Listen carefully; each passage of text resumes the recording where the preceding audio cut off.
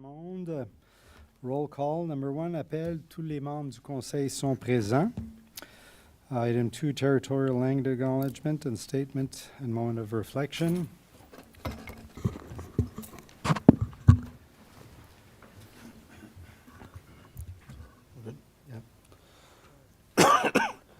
We acknowledge that we are on the unceded territory of the Anishinaabe and the traditional lands of the Haudenosaunee, Huron-Wendat, and Kanien'kehá:ka peoples. We acknowledge our shared obligation to respect, honor, and sustain these lands and the natural resources contained within. Thank you, Councillor. Attendu que le Canada est fondé sur les principes qui reconnaissent la suprématie de Dieu et la primauté du droit, prenons un moment de réflexion personnelle.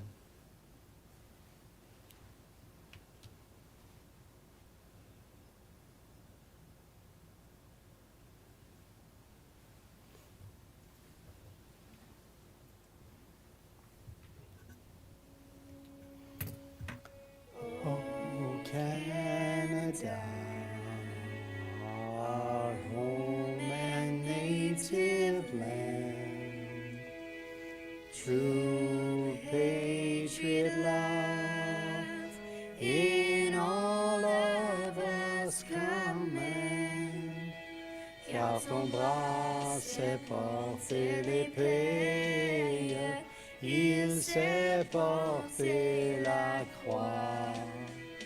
Son histoire est une épopée des plus brillants exploits. God keep our land glorious and free. Oh, Canada, we stand on guard for thee. Oh, Canada, we stand on guard for thee.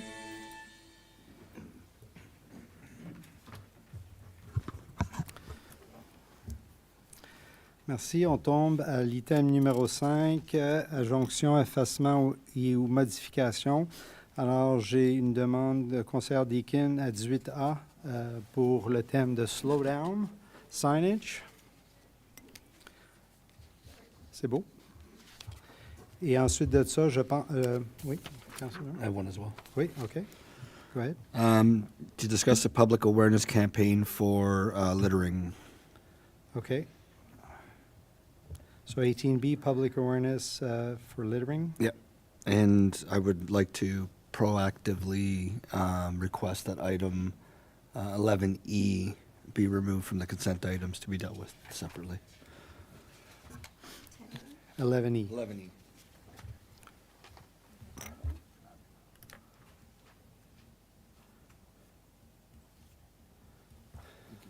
Thank you. So 11E to be removed.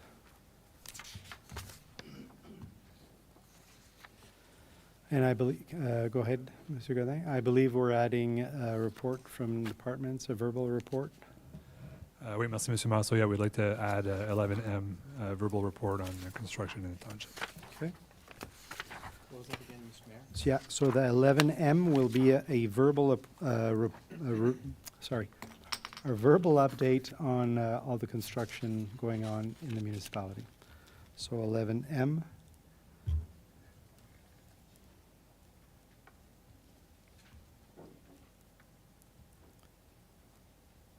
Any other changes, additions, or deletions? Councillor Deakin? I'd like to pull 10, to propose pulling 10A for discussion out of the consent agenda. The recreation complex update. 10A to pull, okay.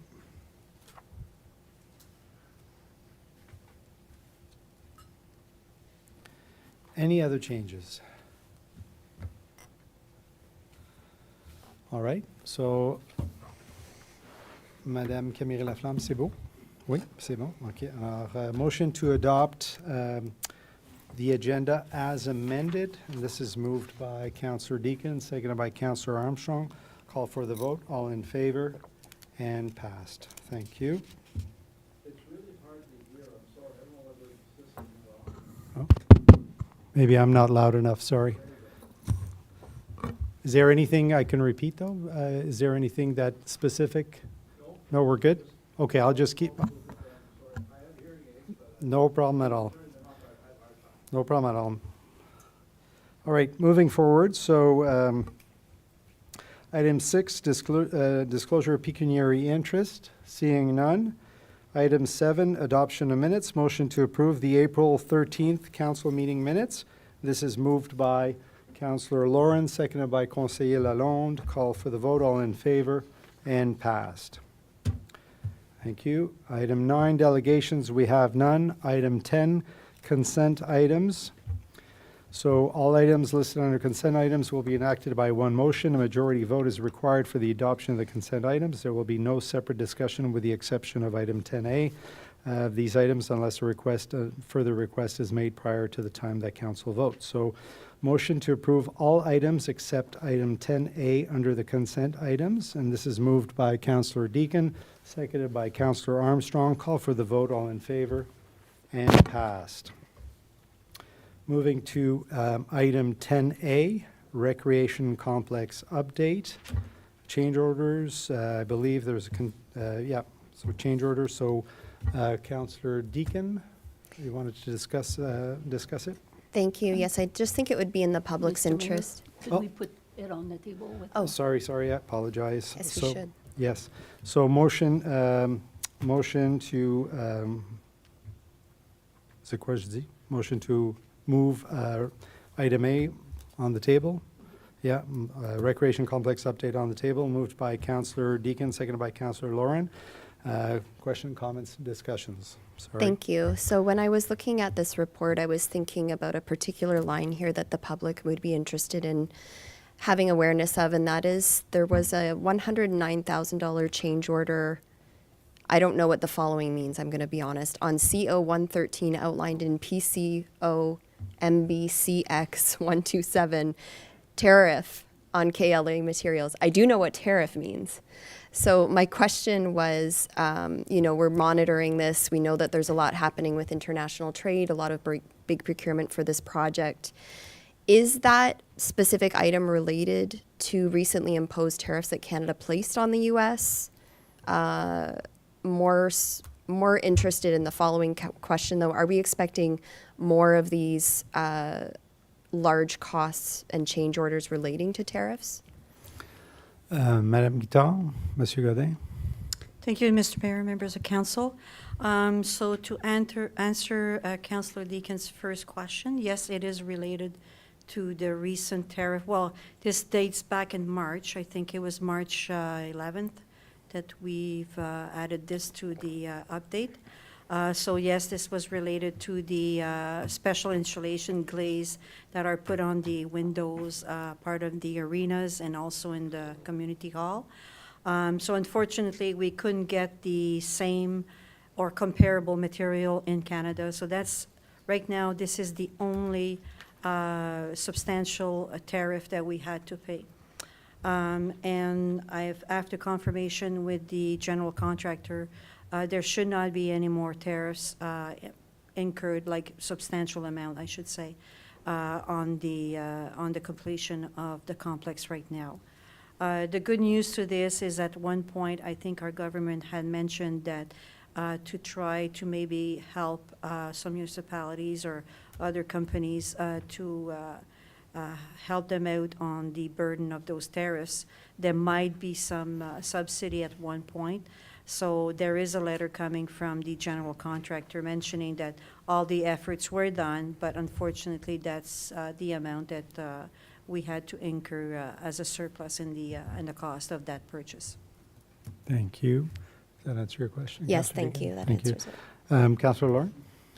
And just based on this, I see that from a contingency perspective, for change orders, we still have 2.9 million available.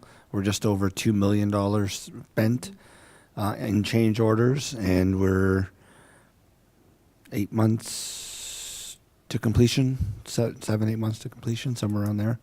October, near the end of October of 2026. Okay. Thank you, Mr. Mayor, members of council. That's correct. So Yeah. we still have So we're doing more quite than good. half. Yeah, use 2.05 out of, and 2.95 million left in that contingency, so that's great. Excellent. Any other questions or comments on this? So I'll call for the vote to receive this item. All in favor? And passed. Thank you. Moving to 11A. So that council receive report PD 2026-09 dated April 27, 2026 and approve the zoning bylaw amendment to change the zoning of the subject land from R1B-H to zone R3 and R1B-1-H to R3, I think it's -55, zone to include the following provisions. I, construction of townhouse dwellings. I don't believe there were any comments when this came to planning. Anything to add by staff? No? Any questions, comments, members of council? No? Okay, moving to item B.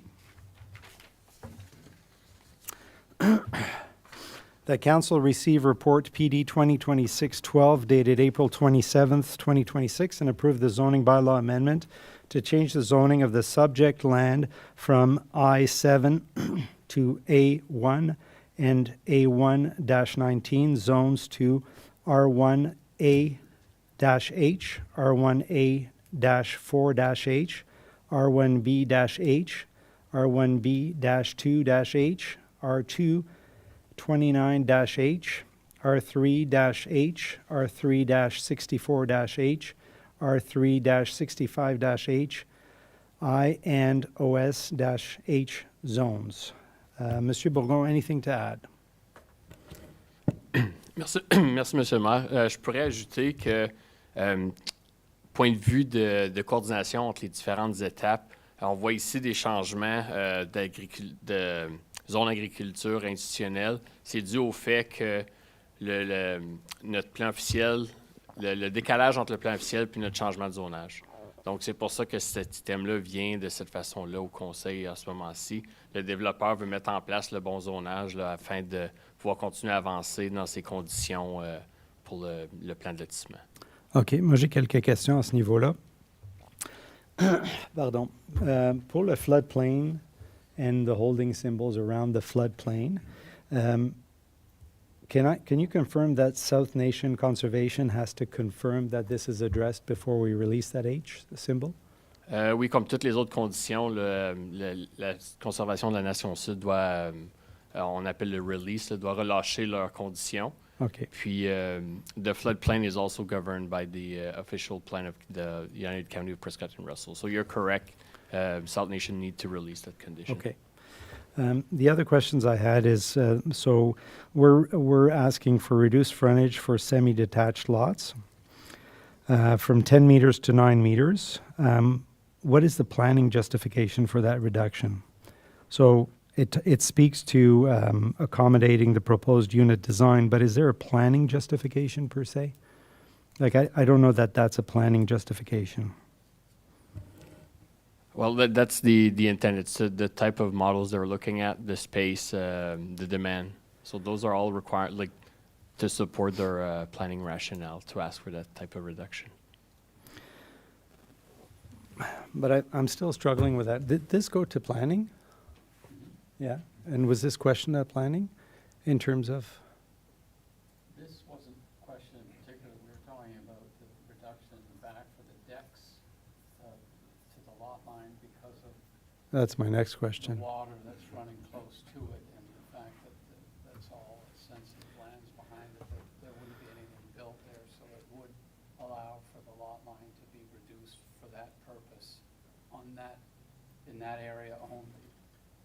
Maybe just to the other point of, the South Nation has instructed or required that township put a holding symbol on all those lots, which is what's being prescribed here, until South Nation is satisfied that they meet all the requirements. So the H's that you were listing off is holding. That I get. So you're good with that. My question is that we're going from 10 to 9, and it seems to be a general exception. And so I'm just concerned that it's becoming more like a precedent for future subdivisions in Russell as opposed to an actual exception. And so maybe someone can help me out. So, Councillor Lauren? Correct me if I'm wrong, Mr. Bourgon, but I thought the part of the discussion was that when the developer actually came in to get the site plan done, they didn't have the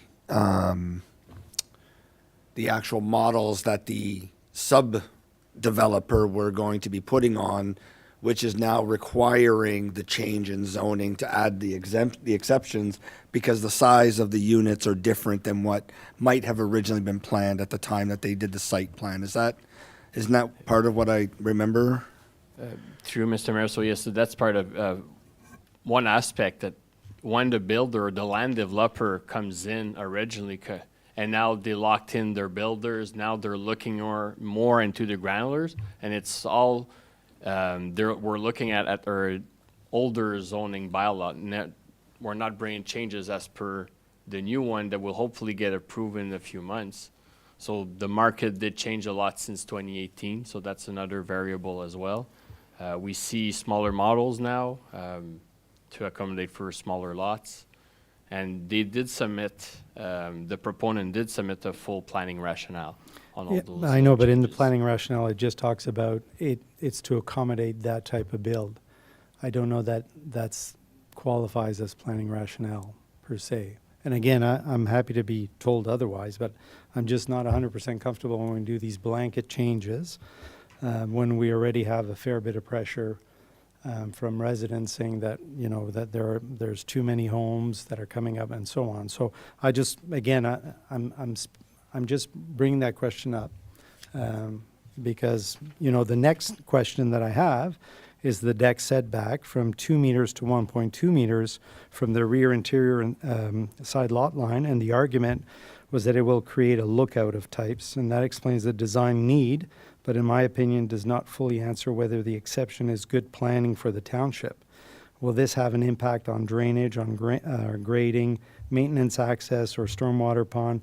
And what about the erosion piece? I know that SNC is addressing that, but it talks about, you know, we're building the deck higher, closer to the lot line because it'll be a nice view. But I don't know that, you know what I mean? We're reducing our standard. Is the standard changed, or is it going to be changed?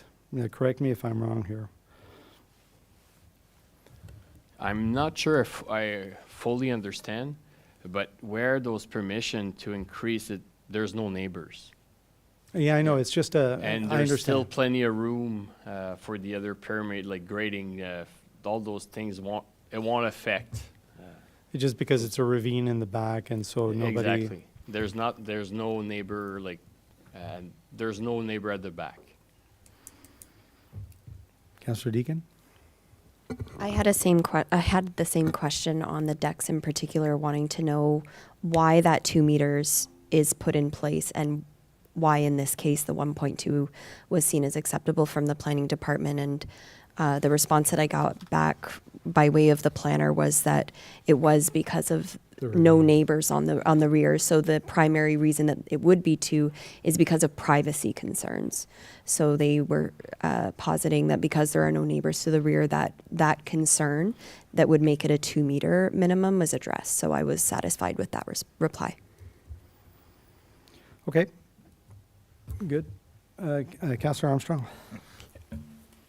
I have a couple of questions. One's a follow-on on your question, Mr. Mayor, on the floodplain.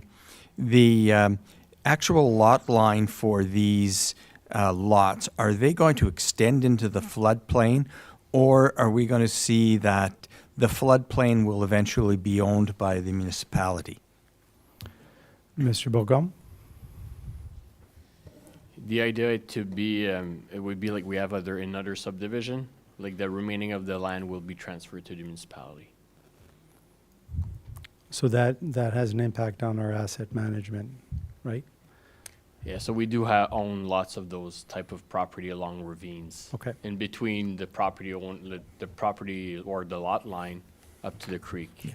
Yeah, I'm not, it's not a criticism of I'm trying to get the process. If we own that land, of course, and it's sensitive land, it's probably a good idea that the township have positive control over the land rather than saying, and we'll have to look out for encroachments and all of that other stuff that goes on as it happens on other properties. Yeah. That's not a problem, but that's normal.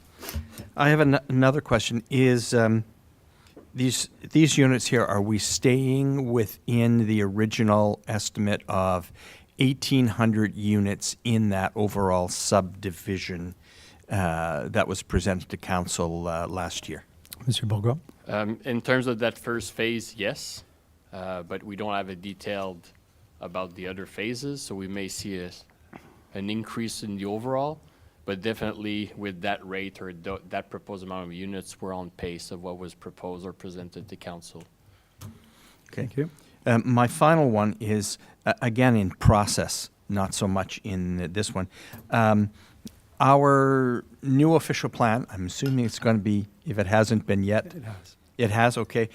States that we do an annual review of density, so we adhere from the macro point of view to the overall requirements of the official plan of the counties and our official plan. Do we do that now, and how do we see that happening in the future if we're not doing it now? Monsieur Bourgault? Well, we're tracking our density and we're hoping to present something to council this year. Now that we have our OP and another report that will be coming back to council at the next meeting to point out that the official plan was approved by the county with some slight modification. So we'll bring that for information purposes. But our plan is to present something about the density. That hopefully we'll be able to complete that and to present before the summer. Okay, thank you, Councillor. Any other comments? Councillor Deacon. Thank you. I'll start with my question about the floodplain as well. So in the report that South Nation submitted, it recommended that all areas of map floodplain identified on Schedule C1 be zoned floodplain by the local municipality. Is that in the plans for our zoning bylaw for that to be properly reflected? Monsieur Bourgault? The floodplain is reflected on the United County Prescott Russell official plan. So the idea is not to necessarily have, we Okay. will, but it's always based on the mapping of the county. The county. So basically, we'll simply reflect I see. so that way we'll avoid any confusion, or if there's any updates done, it allows it to only be done at the county level. I also had a question about the frontage, and I imagine that builders are looking at what the zoning regulations are for minimum frontage when they're looking at their models. Is it common now for a build such as those semi-detached to be 9-meter frontage, and we're playing catch up to the new way that things are done, or it's a question that I raise because it's kind of the cat and the mouse is who is leading this change and how much are we actually guiding that planning if we're going along with reductions based on builder models. It's a great question, Councillor. Monsieur Bourgault? To be honest, I cannot answer the question if we're following who's following who in that case. I don't have the answer for council. Could I Councillor ask Deegan? a follow-up? Would staff consider a reduction from 10 meters to 9 meters of frontage to be an issue for any reason in terms of spacing for garbage cans, parking, those things that we hear commonly? Or is that considered a minor change that, perhaps, I don't want to put words in the administration's mouth, but could that be why this was simply recommended? I'd like to know that too, Monsieur Bourgault. Merci, Monsieur le Maire. I'll answer that one as best I can without being a planner. But obviously, we're recommending to council to proceed with that change, same that we presented to the planning committee, that staff is recommending that change, so we don't see any backlash of that type of reduction. We see it as we're trying to accommodate the market, continue our growth. We're following the direction from the province as well. That will create some density. We're able to, following all the different plans, our OP direction from the province with those type of changes. And just to clarify, this did go through planning, and there were no issues on the front piece. Councillor Deacon? And according to the provincial rules in place now, that those semi-detached could each turn into 3 units, correct? Yes, any units can turn into 3, basically. Yeah. If you have the proper water and sewer allocation available. For the zoning bylaw, I would like to have an understanding if we're looking at this setting a precedent and looking at reducing, I would like to understand if that's common practice, if that's happening across the province. I just have one more question, if I may, and Go that's ahead. related to Councillor Armstrong's question about the floodplain and ownership. I'm glad to hear that that'll be in the municipality's hands.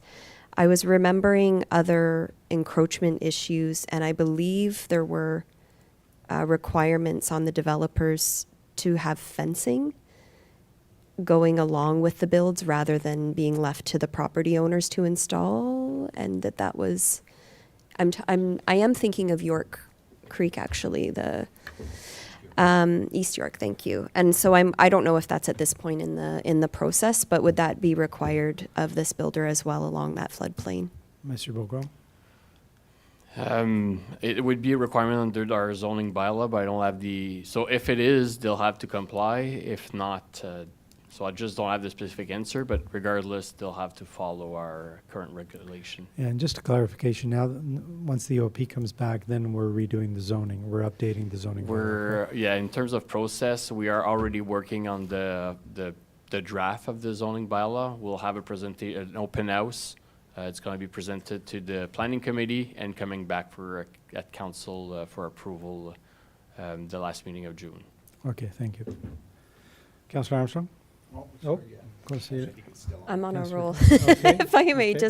just again on that fencing, so if it's not required in the zoning bylaw and the zoning bylaw that comes into force after, say in June, requires fencing on the back of those lots, would that apply to this build, or at that point, would the developer be able to go ahead without fencing if that is not in the zoning bylaw? Mr. Beaugrand? I don't have the exact answer, but it's still under a holding zone.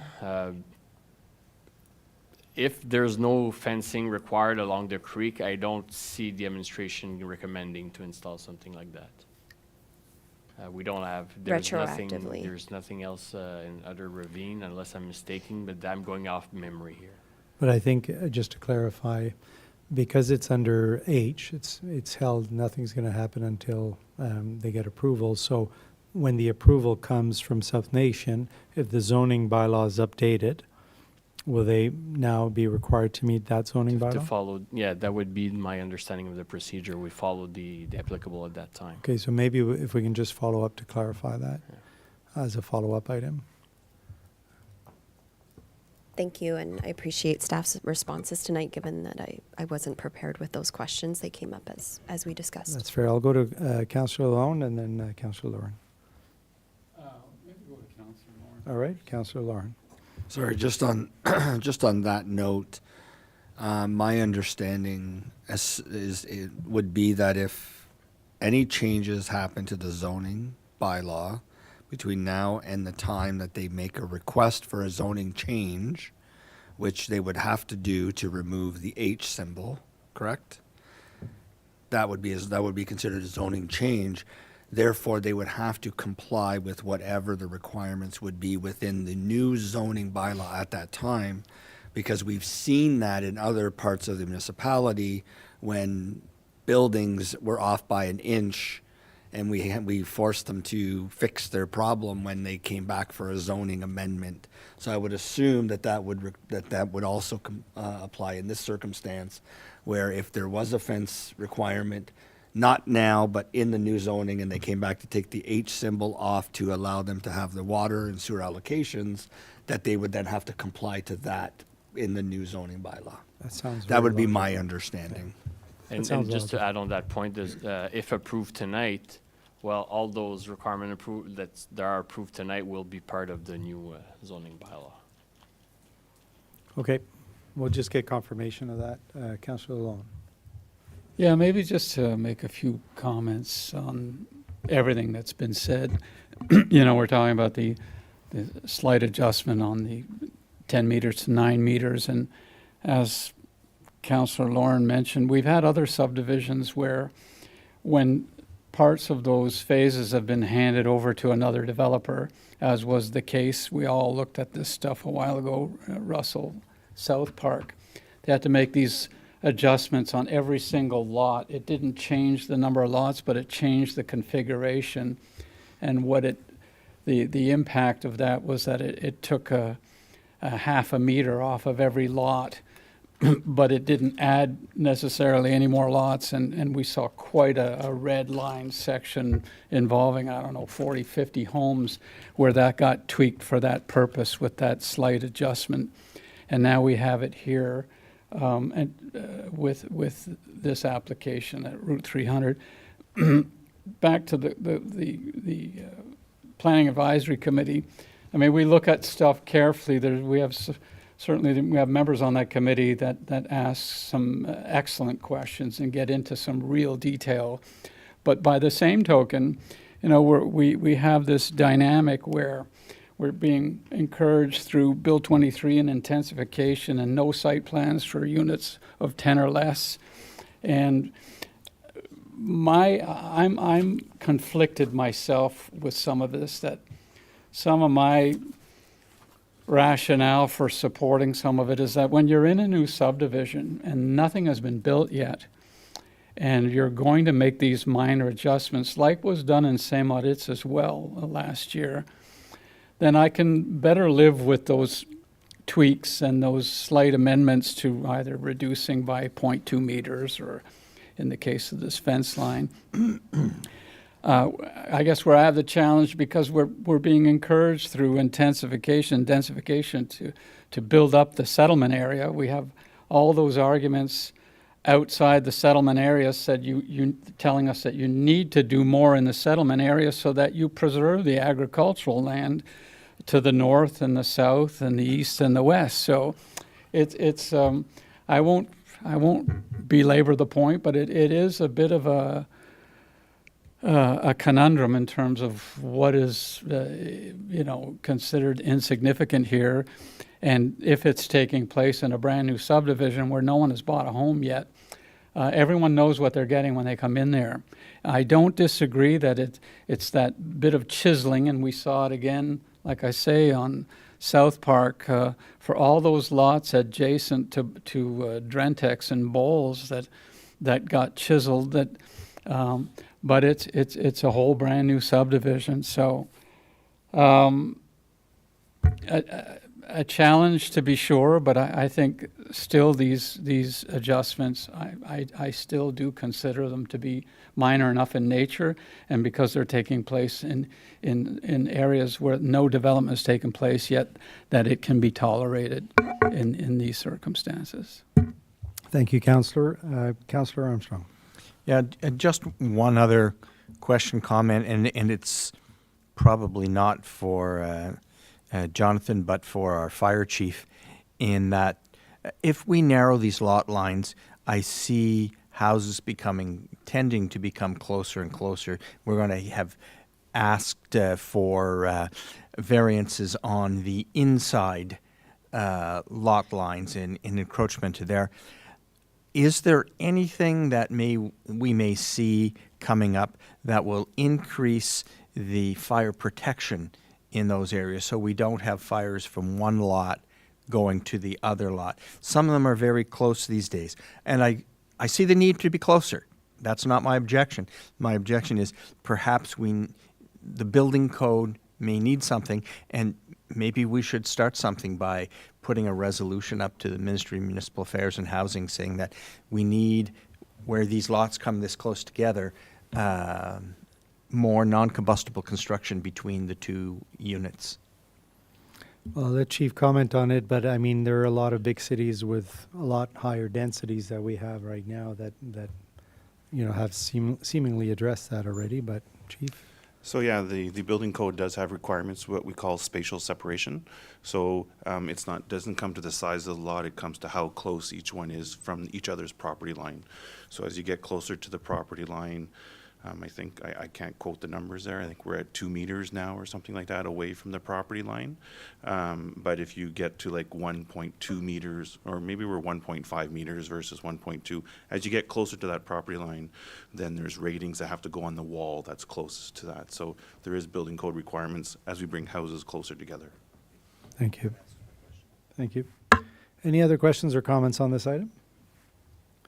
Thank you. Good discussion, everyone. Okay, moving to item C.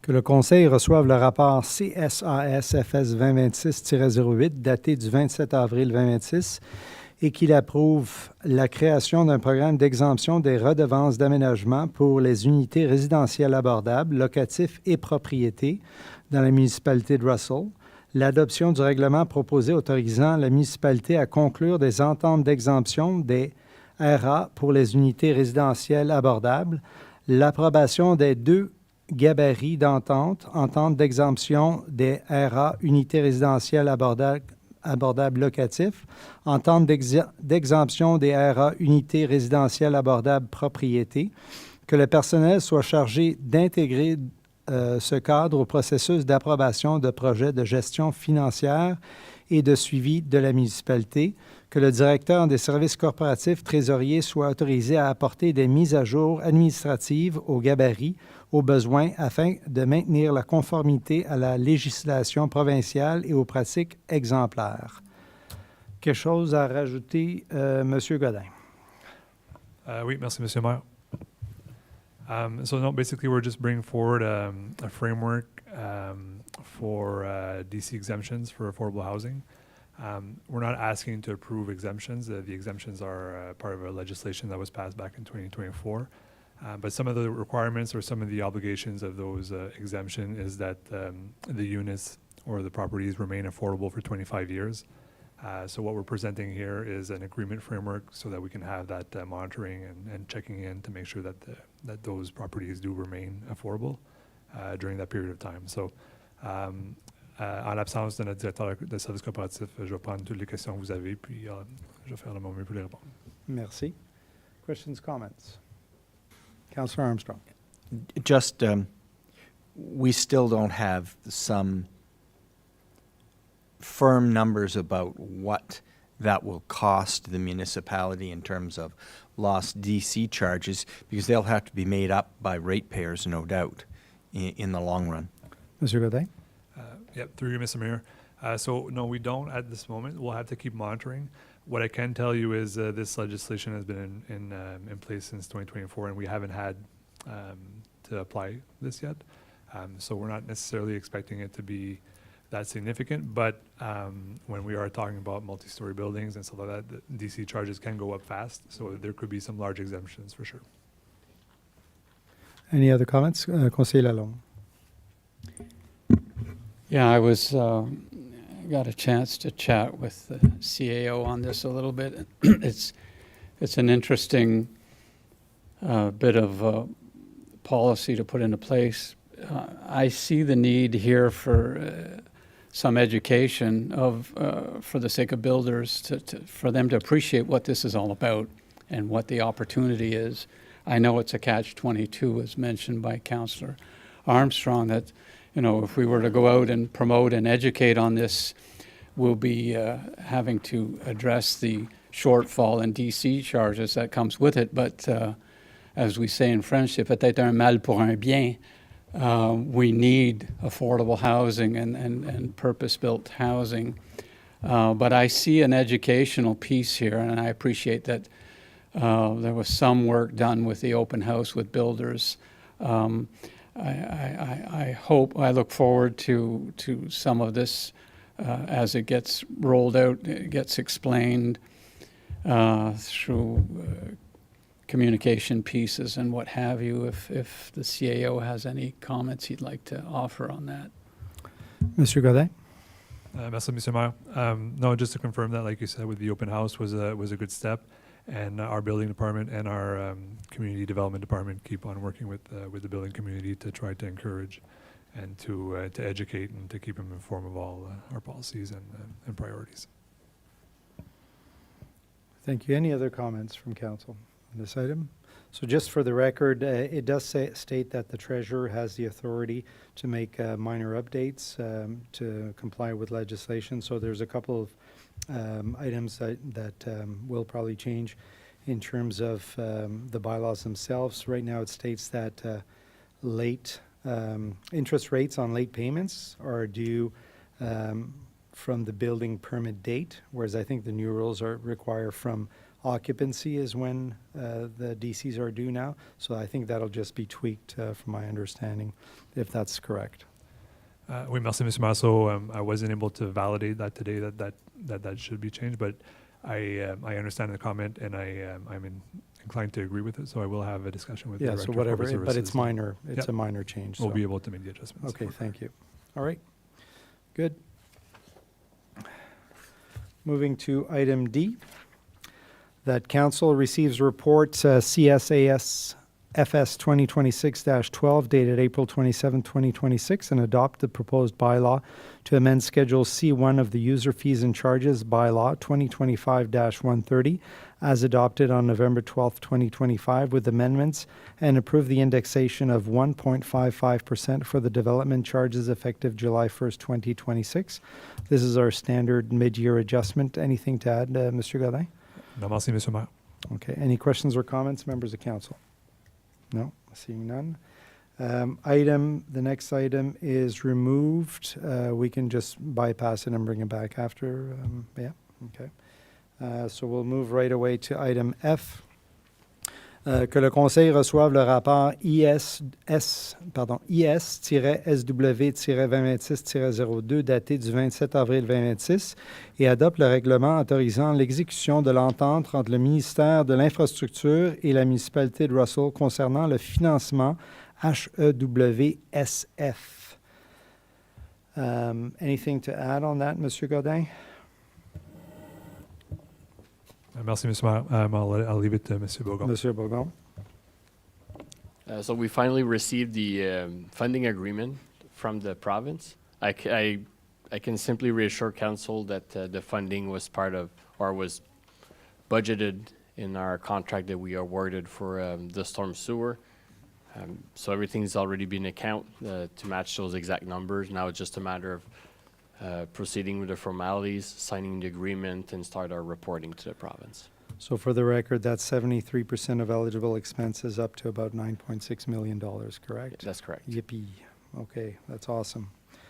That's great. And this is benefiting both, well, it's benefiting our residents, obviously, but the reduction is impacting both us and the county as well, right? Who are paying 50% of Yeah, it. that's correct. It's a benefit for the county, the township, our DC funding, our asset management reserve.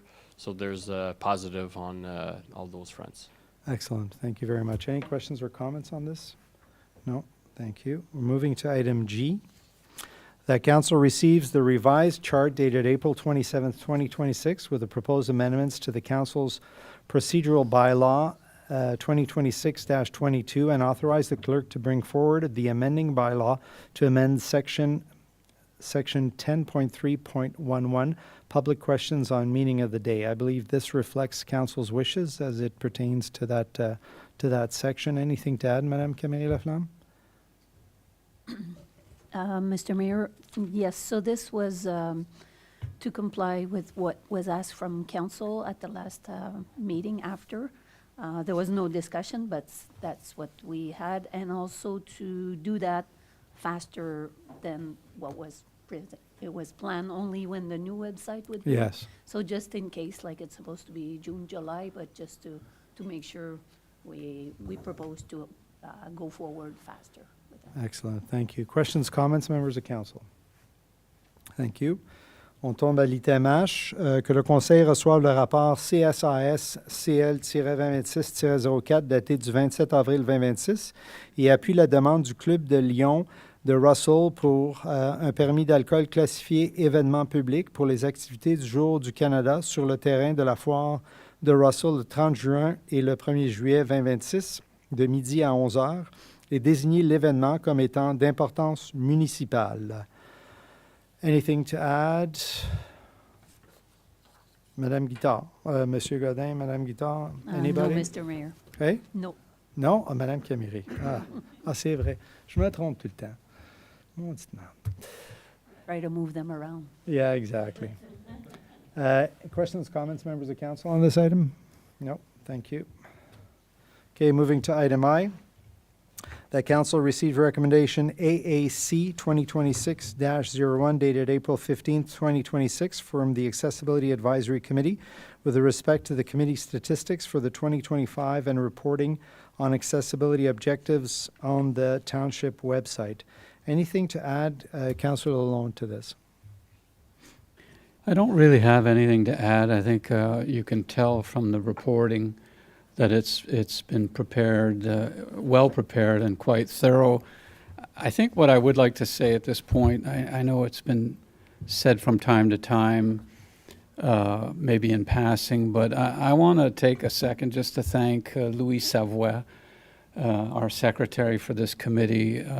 I think the rest of the committees at Township should be so lucky to have someone like Louis, not to take away from anyone else, but you know, with me coming into Township as a councillor, what is 3.5 years now, and a bit of a greenhorn coming onto this committee and having 2 others to chair as well.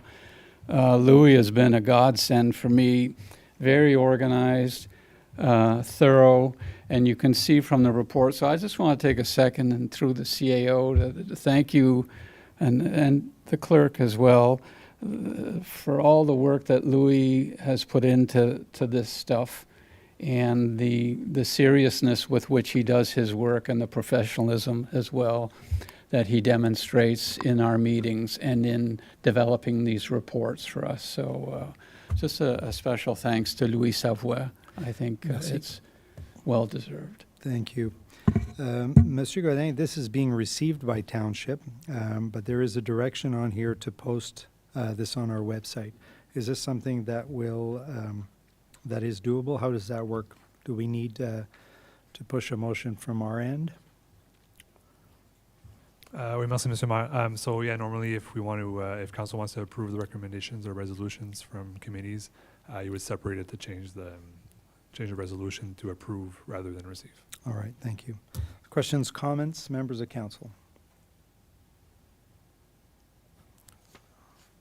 Conseiller Lalonde?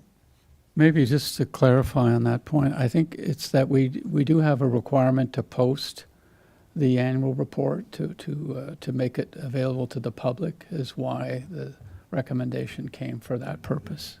So it will be posted, Monsieur Godin?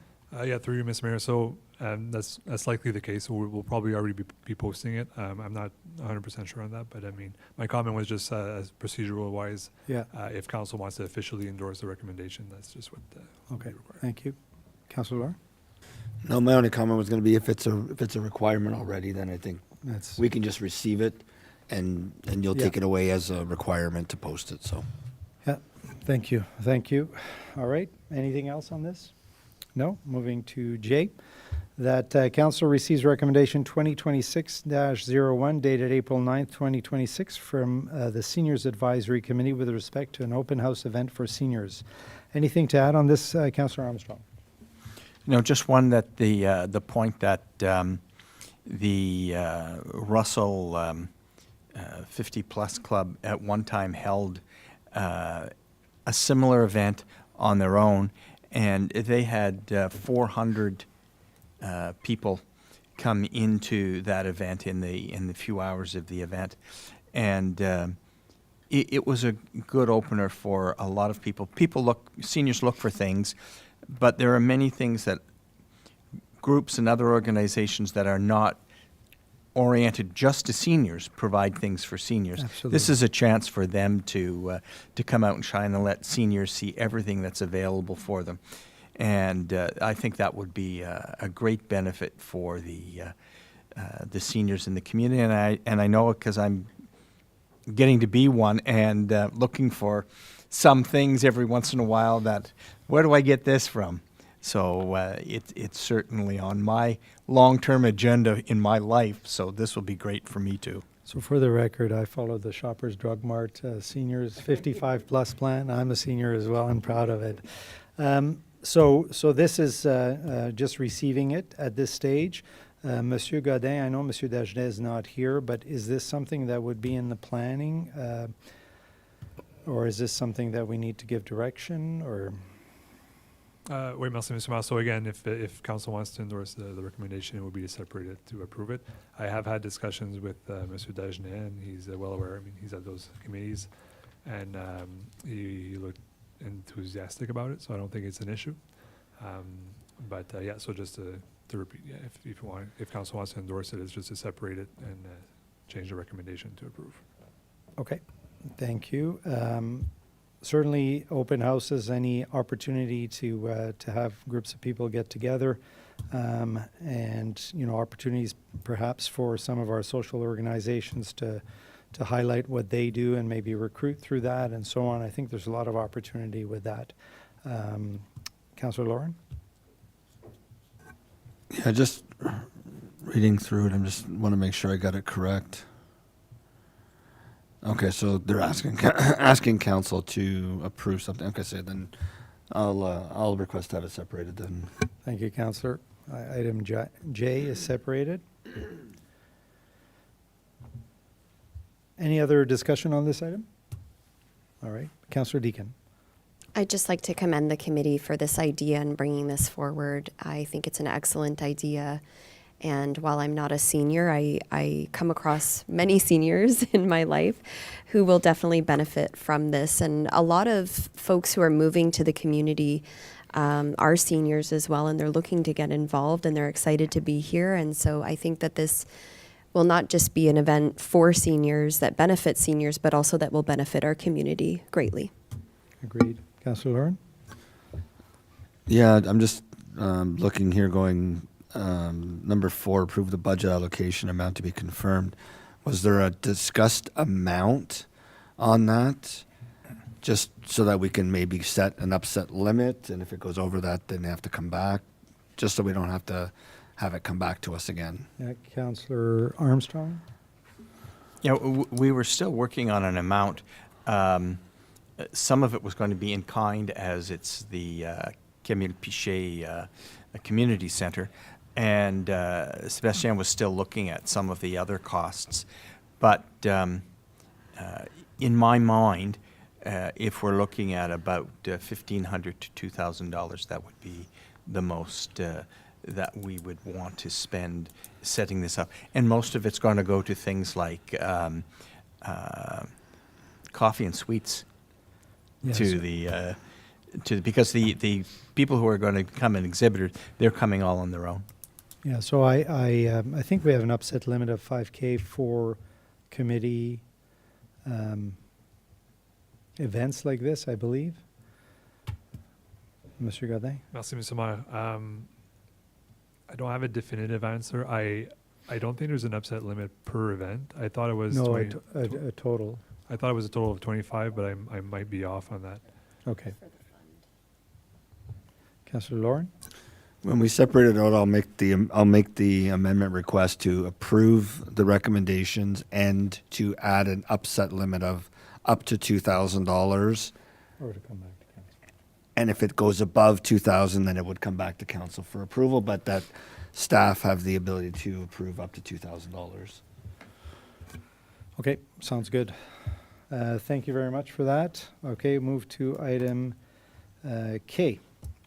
The council received recommendation SAC 2026-02 dated April 9th, 2026 from the Seniors Advisory Committee with respect to the needs and requests from the seniors to be considered in the township new website design. Anything to add, Councillor Armstrong? No, just that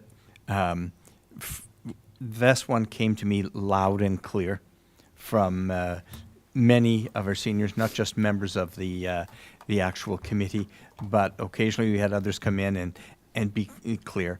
And as I was saying to committee members, we are doing a redesign. It will be coming up soon, but get the requirements in now. I also noted that when I was interviewed by the consultant, that I brought up the discussion that we had in committee on the website, and I brought that to the attention of the consultant, and seemed to agree that that's not, we're not unique, if I put it that way, in website development for this type of an affair. Okay, thank you. Mr. Godin, this has been already taken into account, if I understand correctly? Merci, Monsieur Mayor. So it's my understanding that, yes, this has already been shared with the consultants. And Okay. If not, though, we will follow up and make sure that it has. Thank you. Anything to add on this? Thank you.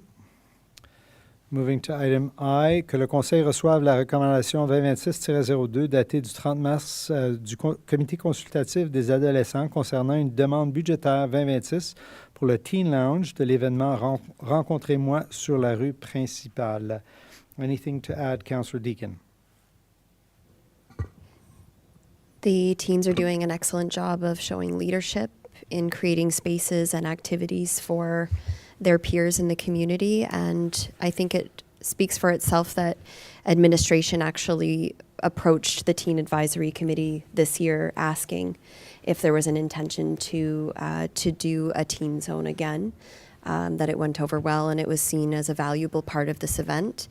And so I will be asking to pull this item in order for us to amend the motion from recommend to approve, or sorry, just simply remove recommend, and that the Township of Russell Council approve a budget accordingly. And the budget is for 1,600, is that correct? Yes. Okay. All right. And Councillor Lauren? Yeah, I think just what Councillor Deakin was saying was just to remove the word that council received to council approve the recommendation in there, which is to grant the $1,600. As an amazing working committee, the Teen Advisory Committee has been fantastic, and I have zero reason to not support this request. And I think it's absolutely amazing that they've shown so much effort and enthusiasm on this committee over the years. And I hope that, the next committee and the next committee keep taking up on what they've done, because I think they've done an amazing job. So I have no problem voting in favor of this request. So Thank you, Councillor Lauren. Kudos to your committee. I Go ahead, just want to Councillor say thank you for those words, and I'll take those back to the committee members. It's very much appreciated. Thank you. Okay, we're going to item M, verbal report on construction to date. Monsieur Bourgon. Yeah, merci, Monsieur le Maire. So I'll give a brief update on the 4 major projects going on this summer, being the paving of all approved roads, the upgrade of Route 300 corridor, all the work happening on Notre Dame Street, and the Emblem Water Tower. So for the paving that was approved, the contract was approved by council a few months ago. Work will start later in the upcoming months. There's some work to be done by the township staff, so we'll likely see the paving crew hitting our roads more towards the July month. On a déjà eu des communiqués envoyés aux résidents qui seront directement affectés par les travaux de pavage durant l'année. Je ne sais pas si le Conseil a des questions au sujet du contrat de pavage tel quel. Fait que ce que vous confirmez, c'est que tous les résidents qui vont recevoir du pavage sur la rue ont été contactés par la municipalité? Ont reçu une lettre les avisant qu'il va y avoir des travaux durant l'été, des travaux de resurfaçage en avant de leur propriété. OK, merci. Conseiller Lorrain? Lauren? is it possible to have something on the billboards that we own in the municipality? I think there's 3 of them, to just notify residents of the paving projects, just as one of the screens that go by when you're going by. And just so, like, listing out the names of the roads that are going to be affected throughout the summer. That would Is that be- possible? That would be a lot of roads, Monsieur Vaughan. I can't guarantee if it's possible or not. I can definitely have the conversation with our comms group. I know that's a lot of information, and there's other priorities, like our water restriction right now, but definitely I can have the discussion with our comms group to see what's possible. Just in the rotation, that's all. Just a clarification, Councillor Lauren, if it's deemed to be too heavy, is just maybe stating that so much is being spent on it or something like that? It's more just for the roads themselves, so people know that, you know, and I think we got the list in our have a report full list, before. It was yeah. like 7 or 8 roads, right? Like, if we post that up, whether it's 1 screen or 2 screens, I mean, flip 20 seconds, it flips again to the next screen, and then it goes 20 seconds, it goes to the next screen, which is the water ban. Then it goes to something else, like just something to notify residents that we are doing this paving this year. I think the more we promote the fact that we're doing roads, I think is a big thing. That's one of the things that we get asked Hear about all the about time. yeah. And we can point to the electronic signs on the boards. But Okay, perfect. Thank you. Go ahead, Monsieur Bourgon. The second one would be the upgrade of the Route 300 corridor. Work already started a couple of weeks ago. So the first one being the roundabout at Route 300 in Saint-Guillaume. We'll see that work happening throughout the summer. We're aiming to finish that roundabout by the end of September. Donc, le contrat a été donné par les Comtés unis quelques mois passés. Donc, puisque l'intersection tombe sous l'autorité des Comtés unis, c'est eux qui sont responsables là, de la gestion de la construction pour cette intersection-là. Juste une petite question à ce niveau-là. Là, j'ai vu que l'intersection n'est pas complètement fermée. On accepte encore le trafic qui revient en brun. Est-ce que ça, il va toujours avoir une voie d'ouverte ou... Le type de fermeture qu'on voit présentement va durer pendant plusieurs mois. OK. La majorité des travaux peuvent être faits en maintenant ce corridor-là ouvert. Il va y avoir d'autres phases là, plus tard cet été où on va devoir modifier là, les fermetures. Donc, on encourage les résidents à suivre nos médias sociaux ainsi que le site Municipal 511. Donc, on peut voir tous les détours et les détours qui sont demandés pour la D'accord. fermeture. D'accord. Conseiller Deakin? I'd like to ask an operational question, if I could, just for my information. I'm recalling when the intersection was closed at Castor and Eadie, or Wade, that local traffic, the signage that was set up had local traffic, had clearly marked on local residential streets that it was local traffic only. Those signs, if I recall, weren't up right when the intersection closed, but they were brought in subsequently to support and reinforce that motorists were not to go, if they weren't local traffic, were not to go on those streets. I'm wondering if that's a standard practice to have that sort of reinforced signage, or if that could become a standard practice for, and I don't know which policy or tools, or if we should even be touching that as council, but I would like to see if that signage is deemed helpful in reducing the amount of folks who are detouring through local streets who aren't supposed to be.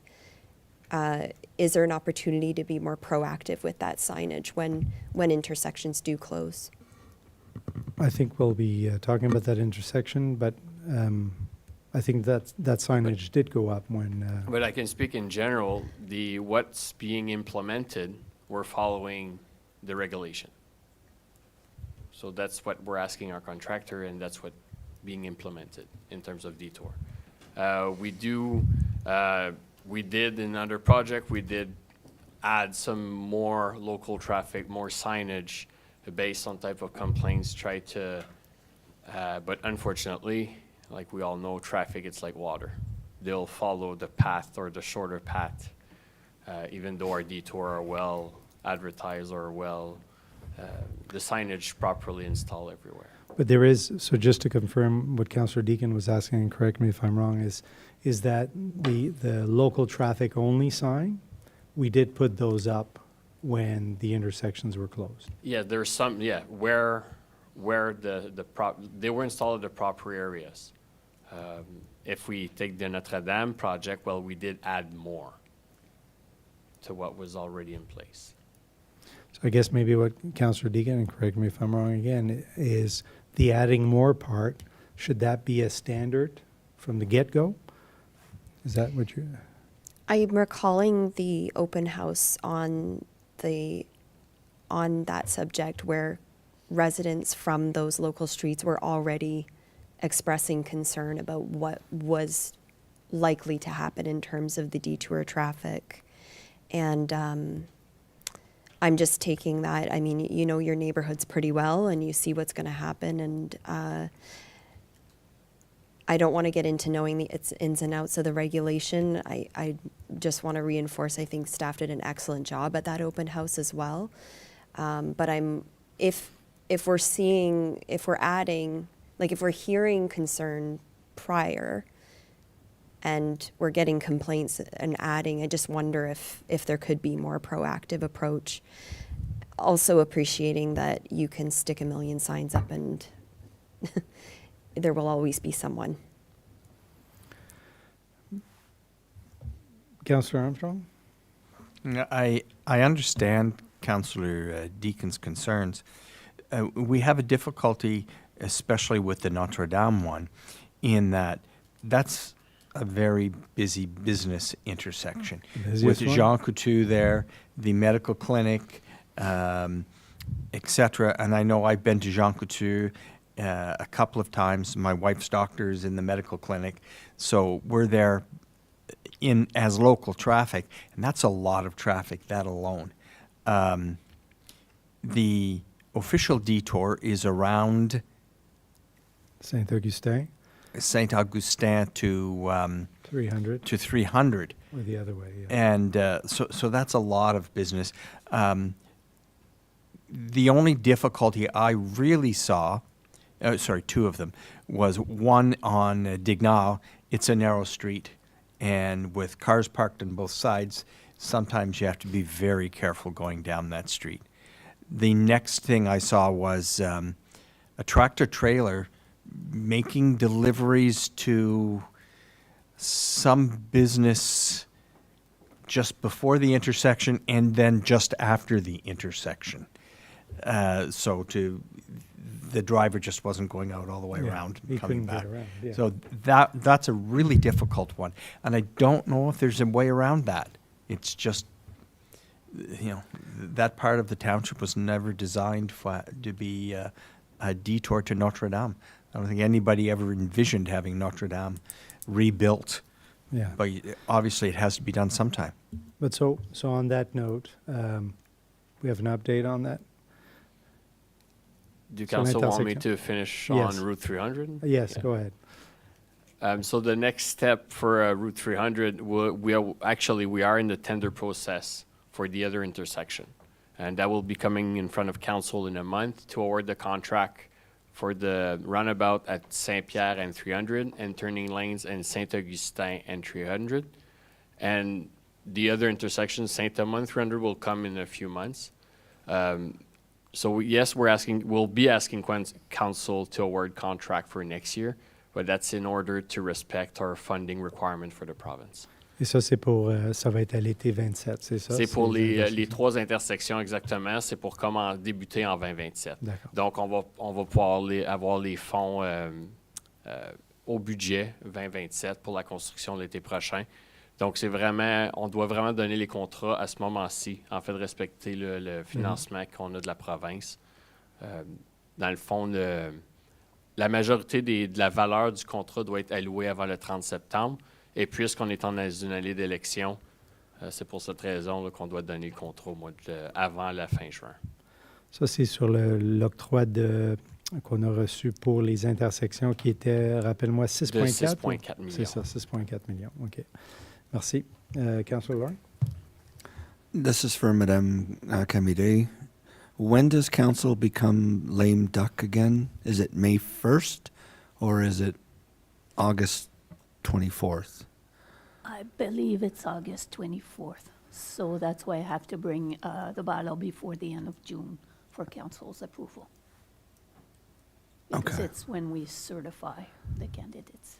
Okay, and we can, and now this is for Monsieur Godin, I would assume for Monsieur Dagenet, is we can approve a budget item for something that hasn't been budgeted yet in 2027 by awarding a contract in advance? Monsieur Godin? Yep, through you, Mr. Mayor. So yeah, as long as we're able to identify the proper financing for it, we could add it to the 2026 budget, even if it's only expected to be built in 2027. So what we'll be doing is, it's just that we'll be adding that contract to the budget with the proper financing, with the understanding that the actual construction will only occur in 2027. Okay, so the request would be made to add it to the 2026 budget, unfunded in 2026, financed in 2027, and funded then. Monsieur Godin? Yeah, well, we will identify the funding, which will likely Yeah. be a mix Okay. of grants and reserves. Thank you. Thank you. On continue, Monsieur Bourgon? Maintenant, les améliorations de la route Notre-Dame. Like council know, right now we're progressing. Construction goes well at this point. We're now in the intersection of Notre-Dame and Saint-Pierre, which has been closed already for a couple of weeks. So there's still a couple of weeks ahead. You said 3 weeks. Well, it brings us to May 8th. OK. Ça va faire combien en tout? Parce qu'on a... Ça a une durée de 3 semaines et demie. OK, en OK. tout. Parce que tu viens de dire 2 semaines, puis il reste 2 Well, semaines. we started on a Wednesday. OK. Donc, ça progresse comme prévu pour l'instant. Obviously, like Council Deacon just referred to, there's a challenge that comes with those type of closures. We're trying to adapt and implement more measures than what we were already planned at the beginning. Try to discourage as much driver as possible. The Google Map doesn't help us in some extent. It still shows the drivers the shortest way around. Now we're already planning for what's next to come once the intersection can be reopened. We're likely looking to reopen portion of the intersection. And again, just to try to fast track the work, our contractor can basically do double the work when there's no traffic in the way. So we are working with the contractor to potentially close more section of Notre-Dame as the construction progress. Even though we told the public we would be alternating traffic, we're looking at the option of potentially closing small section, again, to fast track the construction, since they're able to do double the work that they would be doing in a lane reduction. So we're looking at those options closely with the contractor and the engineers in the county at this moment. OK.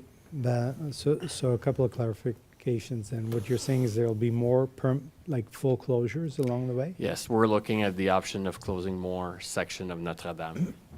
So at what point does this become and this is just a fair question, at what point does this become something that council can decide on whether we want what we bargained for as part of the contract, where it would take a certain amount of time versus getting it faster, still the same cost, but now we're displacing traffic in smaller roads.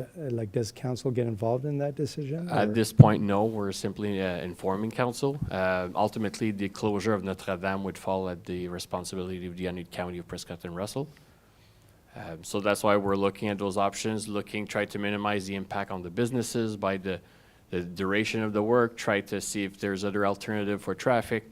So those are all the scenarios that we're trying to find this and to come up with the best solution at the end of the day. Monsieur Bourgon, ce que vous me dites, c'est que c'est les comtés qui feraient la décision de dire oui, allez-y, Oui, fermez. les comtés unis de Prescott-Russell ont l'autorité de fermer leur route pour ce genre de Et puis travaux. ça, à ce que vous sachiez, est-ce que ça serait une décision de leur conseil ou si c'est juste Ça serait une opérationnel? décision de l'administration des comtés. OK. OK. Bon. OK. Et puis évidemment, nous, de notre côté, on veut trouver le juste milieu entre toutes les différentes variables, puis ensuite travailler sur le plan de communication pour aviser autant les commerces, les résidents directement affectés et la population en général. Councillor Deegan? I appreciate the transparency at this stage when it's not final and there's probably a lot of logistics up in the air, but can I be assured in terms of the requirements and procedures for communicating to the public?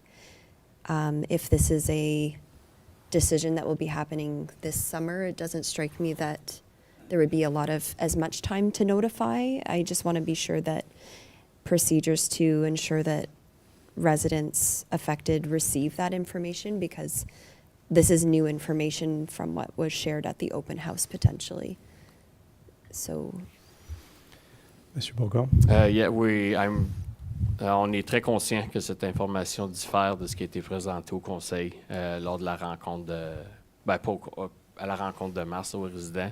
Donc, we want to make sure that we gave enough info to the public for the permanent road closure. Councillor Deakin, follow-up? Juste un petit suite. Avez-vous une liste de participants à la open house qui Oui. étaient là pour... Donc, ces gens-là, ceux qui ont donné leur information, already received some direct communication. OK.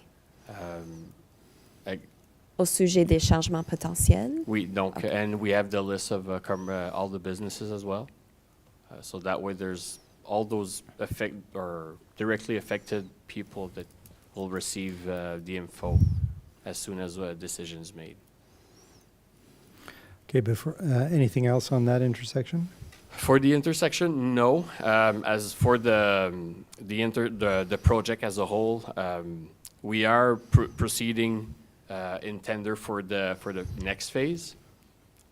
Most of the work will be there's some work that will be done this year, which will be the water main upgrade from the reservoir to the roundabout or close to, depending of we have a specific amount that we can spend this year, and the remaining of the work will be for 2027.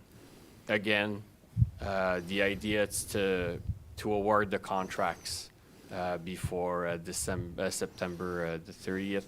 Same requirements as the same similar type of agreement that council will approve later tonight.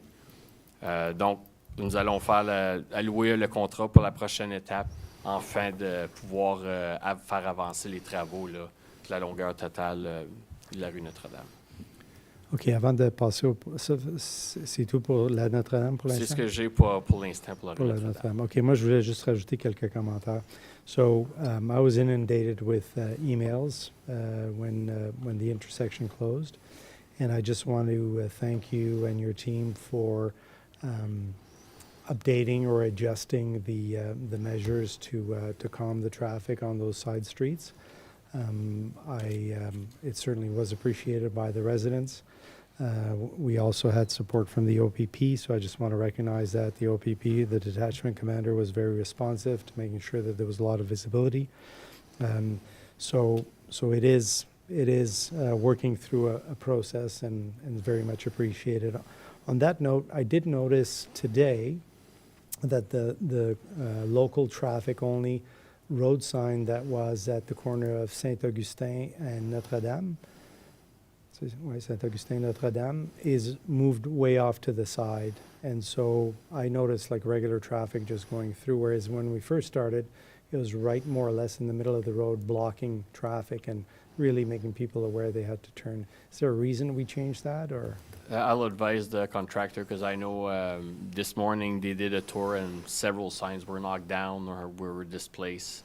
Okay. So Because that's a big one there. I'm not sure if someone moved it, but there's heavy stuff on it. So I'll just leave that with you then. Okay, go ahead, proceed, sorry. The other project would be the Emblem Water Tower. So we're, again, the work are moving forward. Our timeline is still mid-June, as I mentioned council at the last meeting. There's good news, the structure, so we can maintain the tower. We just need to do the rehab that was planned.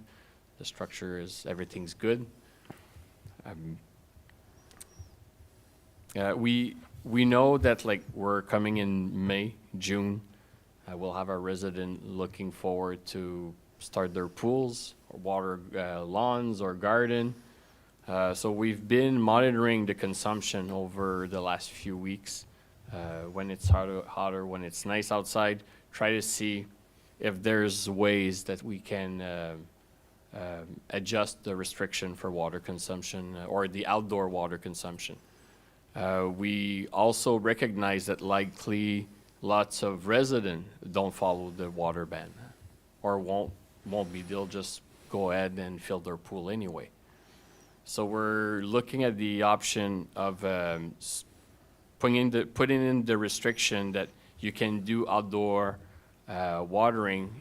If your address, an odd address, would be on odd days, even addresses on even days, with the full prohibition to use the water outside between 5 p.m. and 11 p.m.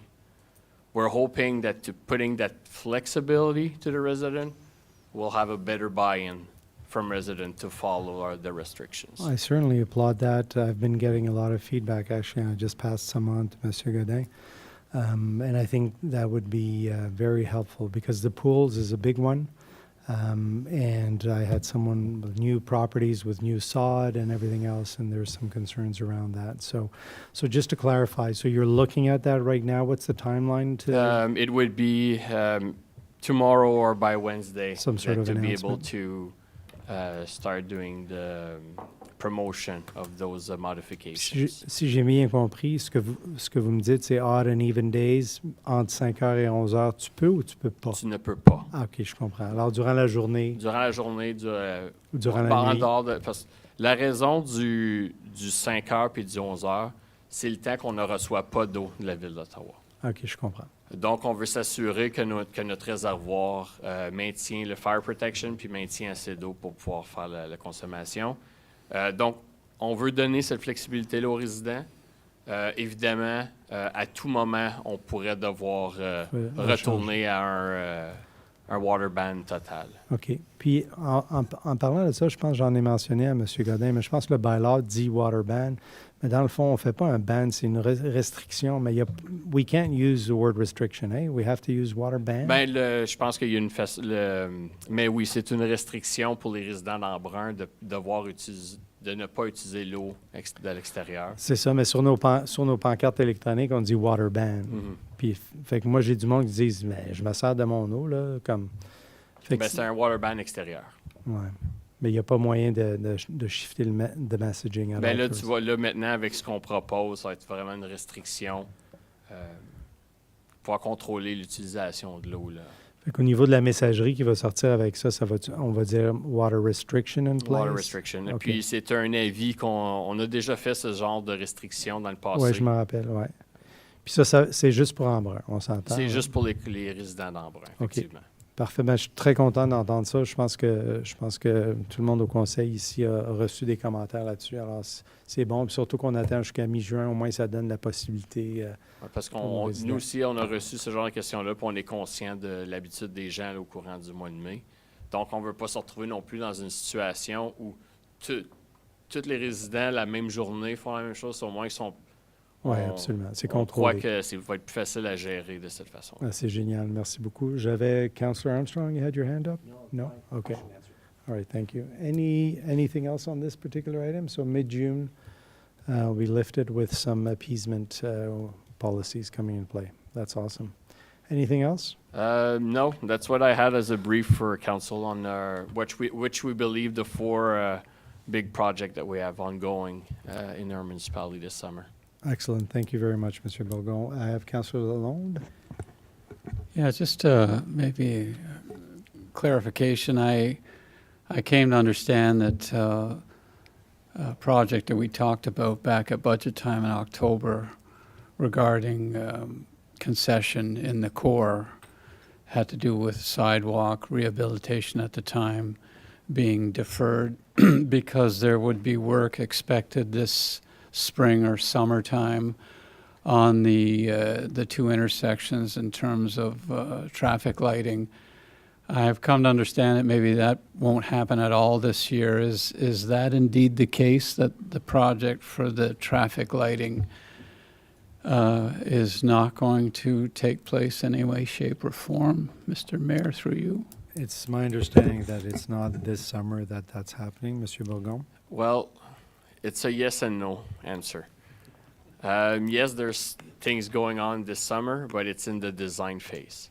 So the United Counties are hiring the consultants, start doing the detailed design to go to tender and to be able to do the work next summer. So we'll be closing concession next summer. Thanks. I say that in part too because I happen to have the bird's eye view of the intersection from my house 2 doors down. And I continue to watch our crossing guards. And I must tell you that it's getting more and more troublesome to watch how they're trying to gauge between the hour of 8 and I would say 9:30 what car is trying to go first before the other while they try to make their way out into the middle of the street. I mean, the traffic is growing and building. The township is growing and expanding, but certainly be looking forward more than for rehabilitating the sidewalks to get actual traffic lighting in there so that there's no guesswork and there's certainly not a human being having to stand there with a sign in the middle of the street trying to explain to people what they should or shouldn't be doing, that the traffic lights will be doing that for them. So look forward to that. Thank you, Councillor. Anything else to add, Mr. Bourgon, on that? No? All right, perfect. Thank you very much for that report. So we're moving to item 12, reports from investigator or ombudsman. We have none. Item 13, notice of motions. We have none. Item 14, public questions on meeting of the day. Any questions? Seeing none, I don't have to read it, Madame Camille. Bon, c'est-tu le fun, ça. All right, so motion, item 15. And I think we have E, J, puis L qui sont ressortis, c'est ça? Oui, okay. All right, so motion that council approve all recommendations listed on the agenda under item 11, reports from departments and council committees. A mover and seconder to put it on the table. Moved by Councillor Armstrong, seconded by Councillor Lauren. Questions, comments, removal of items. So we're removing E, J, and L. So proposing an amendment to remove those 3 items. This is moved by Councillor Lawrence, seconded by Councillor Armstrong. Call for the vote to remove those 3 items. And passed. Call for the vote of all items listed under item 11 as amended. All in favor? And passed. And now we'll go through the items.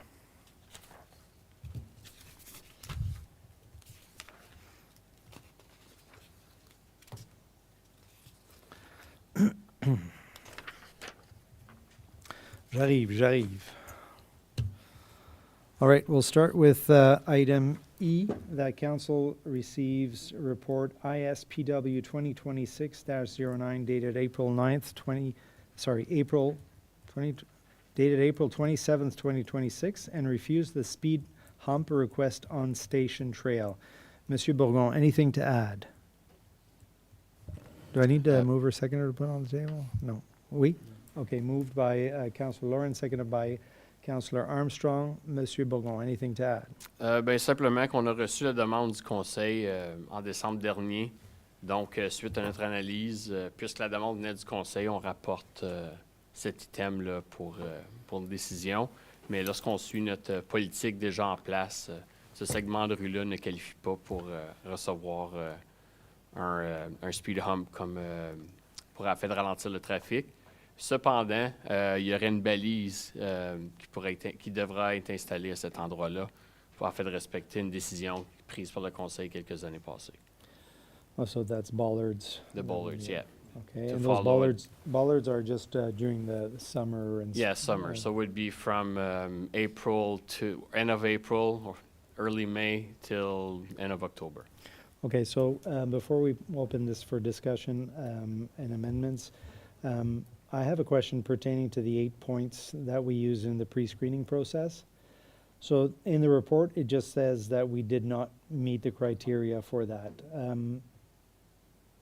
Can we know the details of each, like which one didn't meet, and maybe it's like, you know, an extra 5 cars and it would meet it, or just from my understanding, we have these eight pre-screening criterias, but there's no information on which ones failed and why they failed to meet that threshold.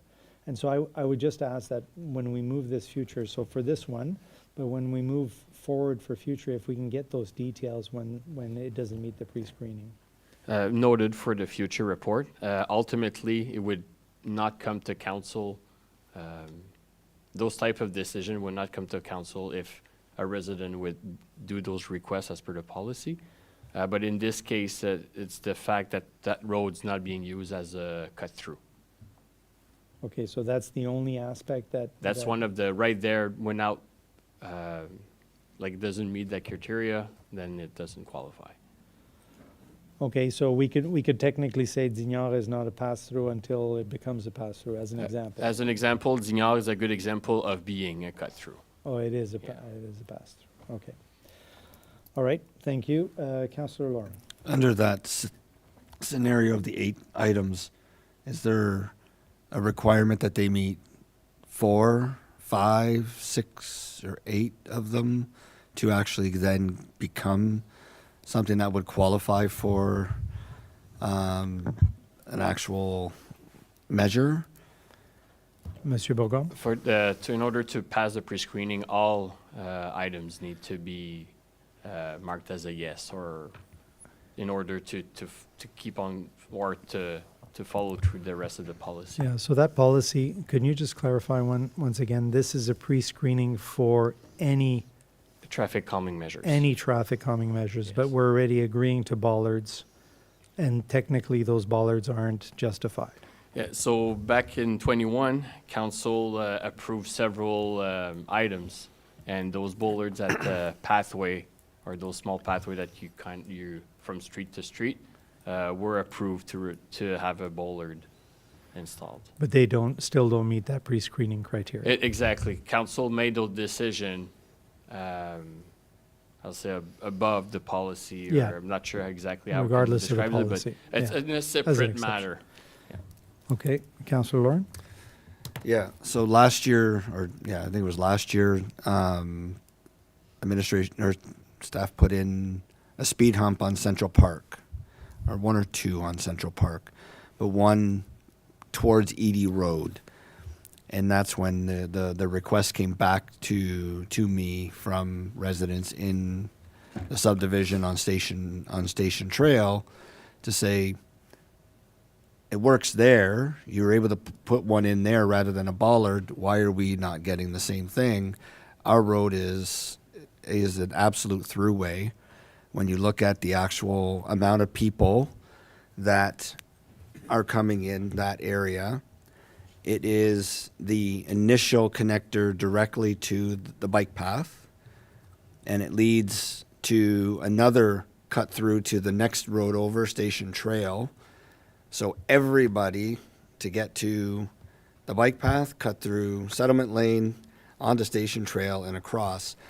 And that area that goes from the curve, when you first get onto Station Trail, all the way down to the other end of it, there's actually 2 bike path crossings. And in fact, at the time, I probably should have said both of them we should be looking at from a speed hump perspective. Personally, I prefer, and so do the residents in that area, prefer an actual speed hump than the bollard. So I wouldn't do both, but it works over on the other side on Central Park. You put a very nice crosswalk in front, and I sent the pictures to Madame Camire if we need to put them up to show to council. The actual, it looks fantastic. We got a crossing across, and the speed hump would be coming from the north, which is the long way, from the east all the way down west, and then you can put that crosswalk area there, I think that would be an amazing improvement and a safety measure for all of the kids and all of the people going from Sunset Flats and Russell Trails that have to get onto the actual bike path. So I'm going to ask for an amendment to this to say approve the speed hump and the painting on the road, the crosswalk area to the other crossing, right? The subdivision crossing, I don't know what's called, trail crossing. So put that with the actual little arrows that you have at the one on Central Park. Do the exact same thing, and put that in rather than the bollard. So Okay, that would be my request or my amendment, and I'll move it. Okay, so I have an amendment on the table to follow through with the speed hump. As requested, do I have a seconder for that amendment? Councillor Armstrong seconding the amendment. Questions, comments on the amendment? I do have a question. In the 8 categories, Monsieur Bourgon, or the 8 pre-screening points, do we at any point address path crossings? Not specifically for path crossings. And so, Councillor Lauren, correct? And that's the reason why back in 21, all those measures were approved at like the 30 locations that we have for cross passing. For the bollards, you mean? For the bollards, yes. Yeah, but again, so we've already, council's already pronounced itself for adding bollards at these crossings. Yep. And so this is kind of a next level of it. And can you clarify why Central Park would have it? The Central and not Park this one? is the main collector of the subdivision. It's a cut through from North Russell to Eadie, and was also approved back in 21 to have all those measured throughout the segment. Was it approved above and beyond? Well, it did qualify that policy, and it was supported for those action by council at the same time. But Okay, so it met the Central requirement. Park does not did meet all those requirements of the policy in place. It did, like the traffic numbers and The everything traffic else. numbers, the cut through, yeah, everything that was proposed to council at that time for Central Park was in line with the traffic calming policy. I would love to be able to question the numbers, but I can't see the numbers for this one because it's not on there. You know, is it very close? Is it way off? Well, the reason at this point, it failed one of the pre-screening, No, so I get the it. other numbers were not evaluated. Yeah, that, I struggle. That makes it very difficult to, from this perspective, anyways. I have Councillor Lauren, then Councillor Deacon. As someone who lives 2 doors down from the Settlement Lane trail crossing, I can attest to the amount and volume of people that are going back and forth across the trail, which they're going from one trail onto the actual trail. So, and I can hear the cars zipping down that street on a day-to-day basis. And I can tell you from the people that live right in and around that area, they've been asking for this for many, many years. I've had lots of requests. I think it came to council on more than one occasion, and it was declined at council in the past. I think because we're already going ahead with the bollards, that we make one extra step and go to the speed hump there instead to slow people down at that exhaustive trail crossing. So, because it leads into the next trail crossing, it's utilized more so than I think the one at the east end. But at least this one here, I think, requires a speed hump. Thank you, Councillor. Councillor Deacon? If I understand it was in 2021 that bollards were approved there? Monsieur Bourgon, I think they were approved for all bicycle crossings. All pathways crossing, Pathway yes. crossings, yeah. So that was 5 years ago, so there have been bollards installed there Well, every that's, year? no, that still needs to be done. That's on myself and my group. That still need to be implemented. It will be throughout over the summer and next year. Could I just clarify how many of those crossings don't I have was them? trying to look up by memory, it's like 30. That haven't been done. Yeah, 30 location. Again, if we go back at the traffic calming, we don't look at the amount of pedestrian crossing, because we all know that we're not meeting, like, if we look at the pedestrian crossing numbers, it's 400 to 800 pedestrian per day. So we don't meet the threshold for pedestrian crossing.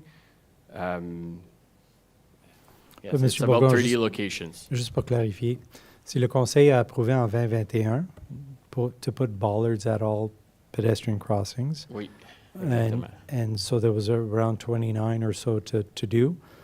We have done some of them But there's a majority that still need to be installed. that still need to be installed. Councillor Deacon? Are those being installed right now? Like, is it for this season? Some, yeah, we placed an order about a month ago of traffic calming measure, all those bollards. So we're hoping to be able to do the most of it this year. That puts me in a really tough spot because the measure approved in 2021 hasn't actually been in place for us to have any sort of sense of how that addresses the concerns or not. I'm going to need to think on that one. I have a more bird's eye view question, if I may, at this point. go ahead. I do recognize that there's an amendment on the table. So this policy is to come for review. It's stated at the most every 5 years. So if this was done in 2021, do I understand that this would be reviewed imminently? Oh, you're referring to The traffic calming policy that's guiding this discussion. Monsieur Bourgon, Madame Camille-Laflamme? So it's due to be reviewed, but it's not in our plan this year.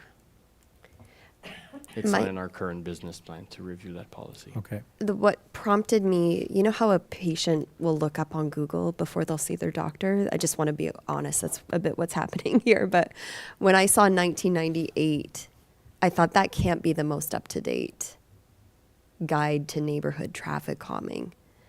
And what I found was that there is a second edition from 2018 released by the Canadian Institute of Transportation Engineers. So I'd like to ask administration if that actually is the more up-to-date version, and that if a review was done, when a review is done of this policy, that it is looking at the 2018 edition or whatever is the most up-to-date. Yeah, so what you're saying is the referenced material to create that bylaw is referenced. The policy is the looking policy at is looking 98. at 1998 information. I think I got my first computer around then. And I just, as speaking as somebody who works in research and data, the amount of new information and data that could be informing these guides, I mean, I can't even fathom how much more informed a more recent guide would be. That's a fair point. Monsieur Godin, can I throw that to you in terms of updating this? Oui, merci, Monsieur Maire. So, based on the decision hasn't been made yet on the actual file, but based on the decisions that were made back in 2021 and on the discussions tonight, I think it would probably be a good idea to review that policy. We could maybe look to include that in next year's business plan, and for sure make sure that we're also looking at the most recent industry standards as well. Councillor Deacon? It's going to be challenging because this measure was meant to be put in place in 2021, and the review of the policy next year, there won't be a great understanding or ability to cast back to the impact that those measures had. I'm always trying to find where is the evidence that's informing this stuff, and I just want to state that this is a really difficult topic to be discussing tonight, because I see some holes and some opportunities for improvement in terms of the overall policy, as well as the way that the implementation's rolled out. I agree, and it does make it challenging. Council did agree to something in 2021, has not been put in place, and we're just ordering those bollards now. So perhaps this wouldn't even be an issue had those bollards been in place already. I'm not sure.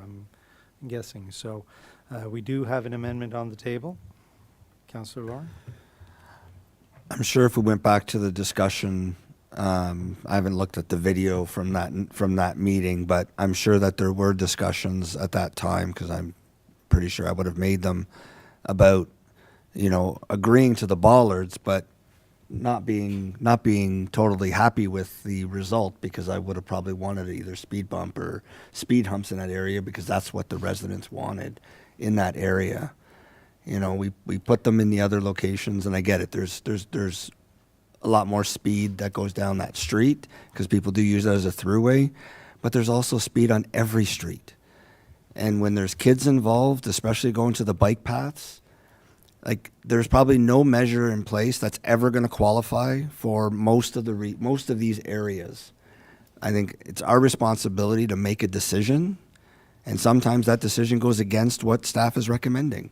And in this circumstance, that's what I'm doing, that's what I'm proposing, and I'm hoping that council agrees with me. Thank you. Thank you, Councillor. On the flip side, the other point is that every resident could come here, and I just had a meeting with a resident this week with the OPP around their particular street and their concern around speeding. And so at some point, we do have to have a policy that we fall back on in terms of making these decisions. So, you know, that's where I'm challenged by that, you know, and I understand. I mean, we could put speed humps on every street, but where do we stop? So I guess that's something council has to make a decision on right now. So we have the amendment on the table. Do I have any other discussion on this particular amendment? I'll call for the vote for the amendment. All in favor? Against? I'll go against, based on the fact it's the policy.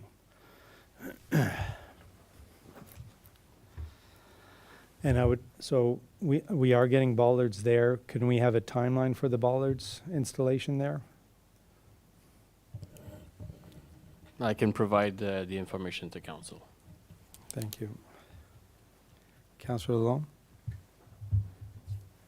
Yeah, I was going to say the same thing, that, you know, the bollards that were ordered in 21 that still aren't there, I think we should be being expeditious about getting them in to see how they might help to resolve some of the issue that maybe the speed bump would have otherwise have taken care of. This is a challenging situation. It reminds me of what happened only a few months back, where, you know, we have staff using markers and guidelines to inform us on things like stop signs and four-ways and where they should go and where they're not justified being placed. And we've made decisions to overrule staff on that, which I found uncomfortable.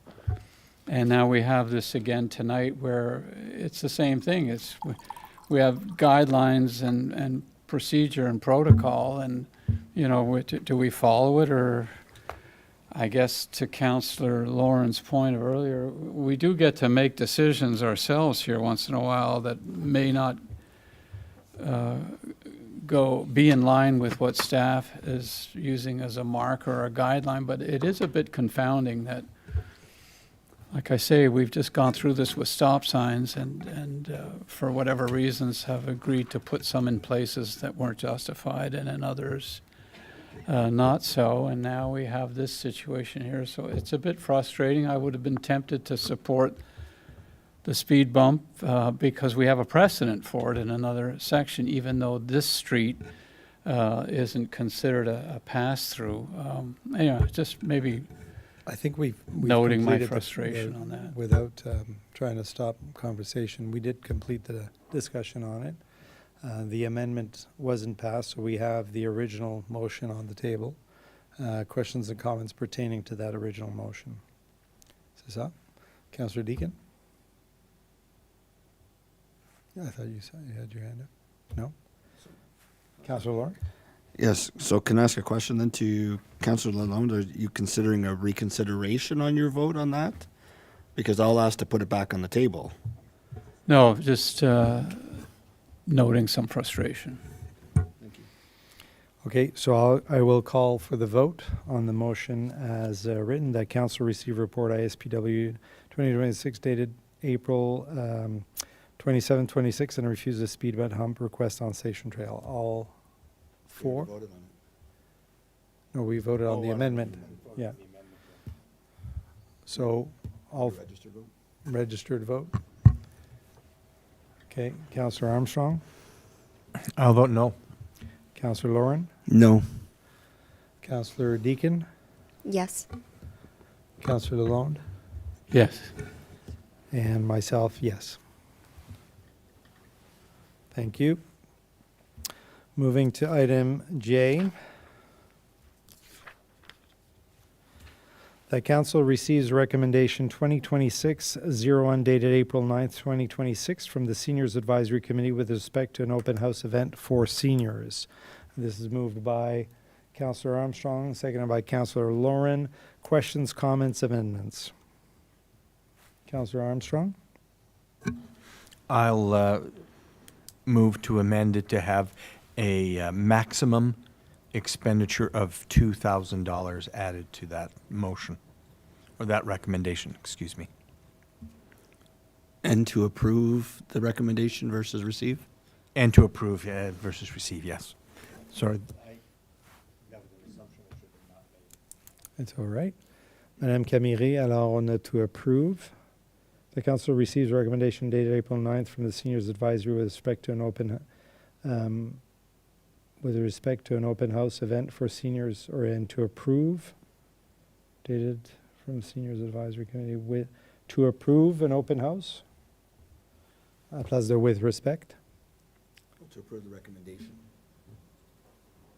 There's a whole list of things. Yeah, okay, sorry. So the council approve recommendation 2026-01. And add a maximum budget allocation of $2,000, as opposed to the to be confirmed that was in Yes, the that's correct. committee. Madame Camille Laflamme, ça marche de votre côté? This is moved by Councillor Armstrong, seconded by Councillor Lauren. C'est bon? So it's to approve instead of receive and add up to a maximum budget of 2,000. That's correct. So I've got a mover and seconder. Call for the vote. All in favor of the amendment? Call for the vote on the amended resolution. All in favor? And passed. C'est bon, Madame Camille? All right, on tombe à l'item L. The council receives recommendation 2026-02 dated March 30th, 2026 from the Teen Advisory Committee with respect to a 2026 budget request for the 2026 Meet Me on Main Street Teen Lounge. This is moved by Councillor Deacon, seconded by Councillor Lalonde. Questions, comments, amendments? Councillor Deacon. Thank you. I'd like to propose an amendment to the resolution striking the language up until recommends that. So striking the Russell Township Teen Advisory Committee recommends that. So that the resolution subsequently reads Russell Township Council approve a budget of $1,600 for the 2026 Meet Me Okay. on Main. Madame Camille? If I get the same thing as the other one, so instead of receive, we could put approve. That's right. And then add the budget and approve the budget of 1,600. 1,600. So that was moved by Councillor Deacon. Do I have a seconder on the amendment? Seconded by Councillor Lalonde. Any questions, comments on the amendment? Call for the vote on the amendment. All in favor? And passed. Call for a vote on the amended resolution. All in favor? And passed. C'est bon, Madame Camille? OK, merci.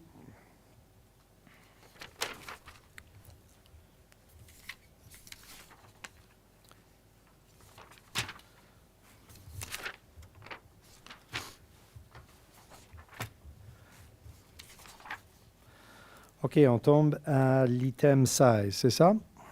All right. Est-ce qu'on a des changements à faire à l'item 16? Non, je pense pas. Hein? OK, alors, bylaws. Motion that council approves bylaws 2026-40 to 2026-45 inclusively for first, second, and third reading as listed on the agenda. This is moved by Councillor Armstrong, seconded by Councillor Lalonde. Call for the vote. All in favor? And passed. Thank you. Item 17, new business reports. We have none. Item 18, other business presented by council members. So I have 18A, slowdown signage. Councillor Deakin. Thank you. I was looking, of course, seeing many more cyclists and pedestrians out as the weather turns, and the additional construction that was reviewed by administration earlier tonight, and recalling that 2 years ago, the administration promoted and distributed slow down, ralentissez lawn signs for residents. If I'm recalling, the interest and the uptake in those signs was quite substantial.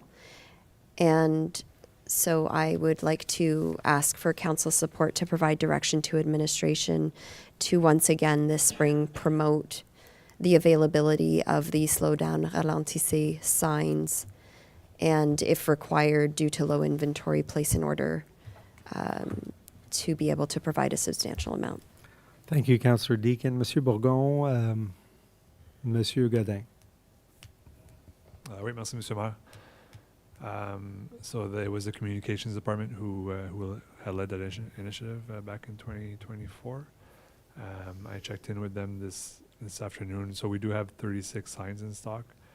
And as far as costing goes, when we did that order back in 2024, there was a cost of $2,100 for 200 signs. So roughly, let's see, my math is good here, just over $10 a sign. We can definitely order some more through the operational budget if council wishes. Okay, questions, comments from members of council on this item? In support? Yeah, I think council's in support to move ahead with that. I think that providing those signs, being able to provide those signs, I think is of benefit. Anyone, any other comments on this? Monsieur Godin, ça suffit comme direction? Oui, merci, Monsieur Maire. So, I mean, it's not a high budget cost. Would council like for township just to have this as a regular activity to promote these signs on a yearly basis? I'm just throwing it out there, unless it's a specific request. I mean, we've done it once. It was well received. I don't know that there's a request to do it again, so it might be a regular initiative that we have, and we can measure its effectiveness down the road. Councillor Deakin? We have a few different traffic-related policies, I believe, in development or in review in the coming months and years. And so if administration feels that it's appropriate to embed this in a policy, I would follow administration's recommendation. Thank you. Monsieur Godin, that's clear? Yeah, okay. All right, so that's, thank you, Councillor. And then under 18B, I believe Councillor Lauren for the littering. Yeah, I was contacted by a resident last week, I think it was, mentioned that I would bring it up to council at this point. This resident was stating that unfortunately sees a lot of garbage in the ditches, especially going down the collector road, so St. Guillaume, North Russell. And then also, so asked if there's a public awareness program that could be put in place. So I guess that would be asking staff to come up with a proposed solution or proposed process to make a anti-littering campaign, put that together. The person also asked that that the mayor reach out to the councillor responsible close to us in Ottawa, so responsible for Frontier, Divine, and Boundary Road area, and see whether or not there's a collaboration that could occur because as we know, a lot of our residents work in Ottawa and go in and out of Ottawa. So that whole little corridor from North Russell, Divine, Frontier to Boundary seems to be a correlated section of road. I mean, we combined on the paving of all that whole section recently, and I think we should ensure that that there's no people aren't just throwing their garbage on the side of the road. And unfortunately, there's been a lot more, especially with the increase in fast food restaurants in the area. Not complaining about them. I'm just saying that there's a lot of containers that are being thrown out windows and stuff. So if we can do something from a campaign perspective, I think that would be great. So if council agrees, we can direct staff to come back with the council with something at a later date. So this week, I think I reached out to through Monsieur Godin in regards to resident wondering about the side roads. It is that time of the year where garbage does appear, and I don't believe that staff doesn't do any garbage picking, correct? Monsieur Bourgon, Monsieur Godin? We do when we have time. Okay. In the past, we did several times the full township. This weekend or last Saturday was the cleanup day, so lots of Yeah, I residents was going to bring that up. Yeah. clean the trail, clean parks, or we have other residents contacting us that they did portion of roads here and there. So, but to answer the question, yes, staff, the public works staff did it in the past, or when we have time in between seasons. Okay. Thank you, Councillor Deacon. And then Councillor. I also noticed an increase in waste, it seems, over the past few years. And I do believe that it could be related to growth and, just increased activity in our community. And I was seeing that in Cornwall, they actually run an Adopt a Road or Adopt a Street program so that they have a coordinated ability for both businesses as well as residents to sign up during the springtime to look after a certain section. And I found that quite innovative, and part of me was wondering if that would be something that could be feasible here. And I was also thinking about our wonderful Environmental Sustainability Advisory Committee, and if such a committee would be able to look at models like that and consider a wider, more strategic or organized approach for the entire township rather than specific sections. I think that we all want to see our beautiful township looking green in the spring, and it almost feels like there's a fifth season in our township now, and it's a season that I would rather not witness of seeing waste around our beautiful roads. Thank you, Councillor Armstrong. Yeah, I have to completely agree with Councillor Laurent. Unfortunately, in the last week, and we had cleanup day. The support from township staff was excellent. We had everything we needed, and the schools participated in Earth Day in their cleanup. But I was near UFEDC at the end of the trail, and in the little quick cleanup there were 3 full garbage bags of garbage thrown into the ditch along the side of the trail. And I don't know why somebody would do that. They'd obviously been there for a while. Animals had got to them. And you can imagine the mess when you get raccoons and other crows and whatever tearing these things apart. And it really made a big mess. Also, in my dog walks, I've also noticed that along some of the ditches on places like Saint Augustin and along there, that there have been many items. Some of the things I would have thought would have been thrown out this week on large item collection week, but no, they were thrown in the ditch.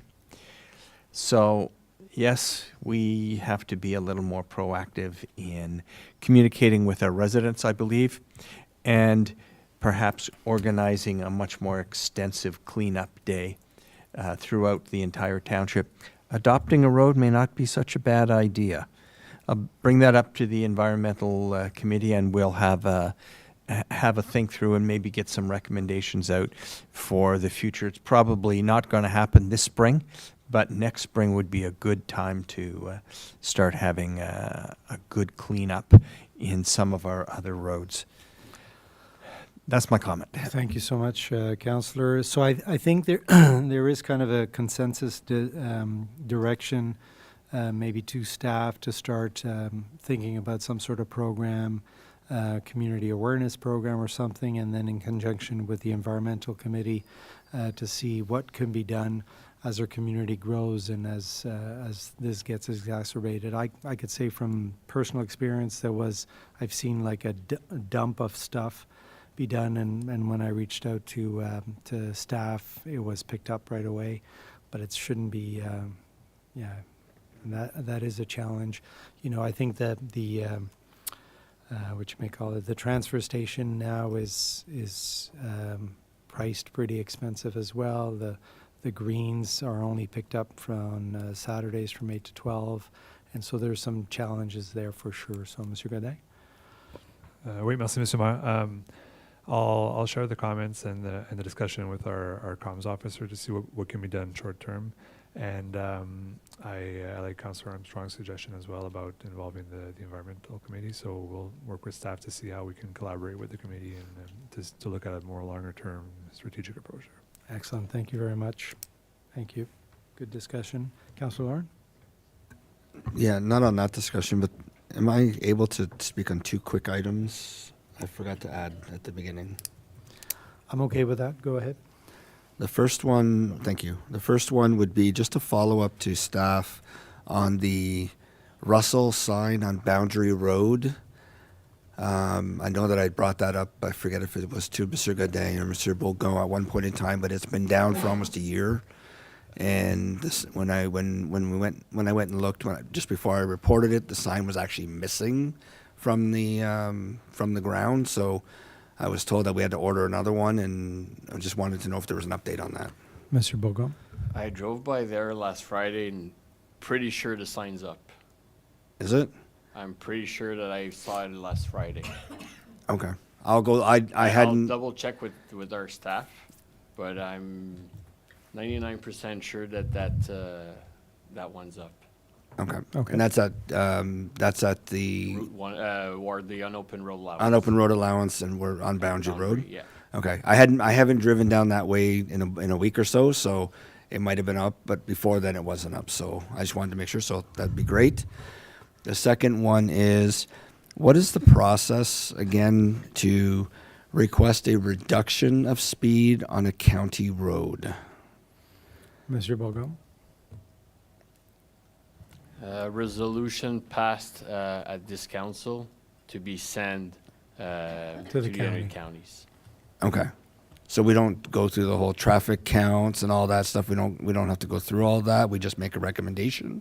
Yeah, at this point, at this level, like at township level, it would be a recommendation for them to assess the situation. Yeah. Okay. Then it comes to county with a justification or Okay. not justification. I've been asked, and I'll bring it back, but I've been asked about just past Saint Thomas going east. It becomes an 80 just after the bridge, and we have our boat launch just down the way, and then a little ways up from there it turns into a 70.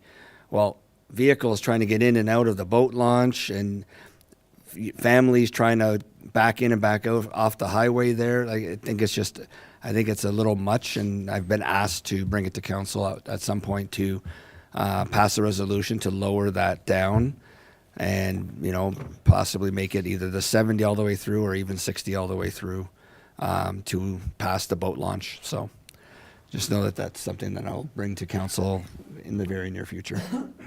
Thank you, Councillor. Okay, moving on then to item 19, public consultations. We have none. Item 20, announcements. So I've just got a few here. So April 14th, we had the official opening of Mary Brown's Chicken. April 17th, I had the opportunity to meet with the Club d'Âge d'Or here in Embrun. Had a great discussion with a full room of about 50 residents wanting to learn more about what's going on in the township. April 19th, assisted at the launch of CTA 8, and so excited to see how far this one's going to go. April 20th to the 22nd, I was in Toronto with the nation and our staff, meeting with, we met with Minister Lisa Thompson of Rural Affairs, Minister's Office for Eco-Development, Job Creation and Trade, Ministry of Environment, Conservation and Parks. We met with Building Ontario Fund, Ministry of Infrastructure, Ministry of Municipal Affairs and Housing. And this was obviously done with full collaboration and support of our MPP, Mr. Stéphane Sarrazin, who was with us throughout most of this and always is there to help us open some doors. The big reason for these meetings were to discuss, obviously, the wastewater mechanical plant joint project that we're working on to try to understand the impact of changes to DCs and to also really plant the seed for future grant money in this very important project for both our municipalities. We mentioned it earlier on, but I'm happy to report that the OP was approved at the county on the 22nd with a few changes that will further support the protection of our groundwater recharge area in the industrial park. So this should be coming to us not for approval, but just for to receive, correct, Monsieur Bourgon, in May? Well, for information purposes. Yeah, for information purposes. Thank you. On the 24th, I assisted. I was at the zone meeting for the Police Service Board in Prescott with staff and our local DC commander as well. I'm going to not steal the thunder for Councillor Armstrong about the Environmental Committee trail cleanup, so I'll let him chat about that in a sec. On Sunday, I also had the opportunity to attend with Councillor Deacon, who sits on the board, the Russell Library Volunteer Appreciation Event, which was, again, very well organized and supported. Always such a pleasure to recognize the volunteers that make our community so special. Upcoming May 1st is the start of nomination period for the 2026 elections. And it's also Ladies' Night coming up at the Ag Society. With the Ag Society, I think it's a sold-out event in a matter of minutes this year. So I will be there welcoming the guests, I think with some of our council members here as well. Of course, Poutmaster is coming up on May 8th to the 10th. It's a 24th year in production. Big shout out again to the Kin Club and friends for hosting the event and for all the volunteers involved. I'll be there for the prize awarding at the end on the Sunday. Looking forward to that and hoping for great weather. Any other announcements, and apologies for stealing anyone's thunder? Councillor Armstrong. Oh, just that last Saturday we had our great cleanup day. It went well. The weather cooperated this year. And where I was at UPDC, we had everything from parents with young children through to seniors come by and grab gloves, bags, and clean up. We've got 7 garbage bags full in the pile at the end in the 2-hour period, which I thought was pretty good along that section of the trail. And we got great support from the township staff, and they were right on there. They collected, everything was right there when we needed it, and they collected everything right on time and everything. And we got, like I say, a very good haul of garbage, unfortunately. But we did get 7 bags full just in that section between UPDC and St. Pierre. So that's a lot. That is a lot. It's disappointing, but happy that volunteers got involved. Oh, yeah, and I was really pleased with the volunteers this year. Excellent. Thank you so much, and thank you for the leadership there and the Environmental Committee's support on that. Councillor Deacon, anything to add? Any other announcements? Thank you very much. Anything from the staff in terms of announcements? No secret, no big announcements to give us or anything? No. 21, strategic discussion, we have none. 22, closed session, we have none. 23, confirming bylaw. That bylaw 2026 046 being a bylaw to confirm the proceedings of the Council Corporation of the Township of Russell at its regular council meeting held on April 27, 2026 be read a first, second, and third time and passed. Moved by Councillor Deakin, seconded by Councillor Armstrong. Call for the vote. All in favor, and passed. The next regular public meeting of council will be held on Monday, May 11th, already in May. Thank you very much, and we are adjourned at 8:16 p.m. Thank you, council members, for the good discussions and debates. Joanne?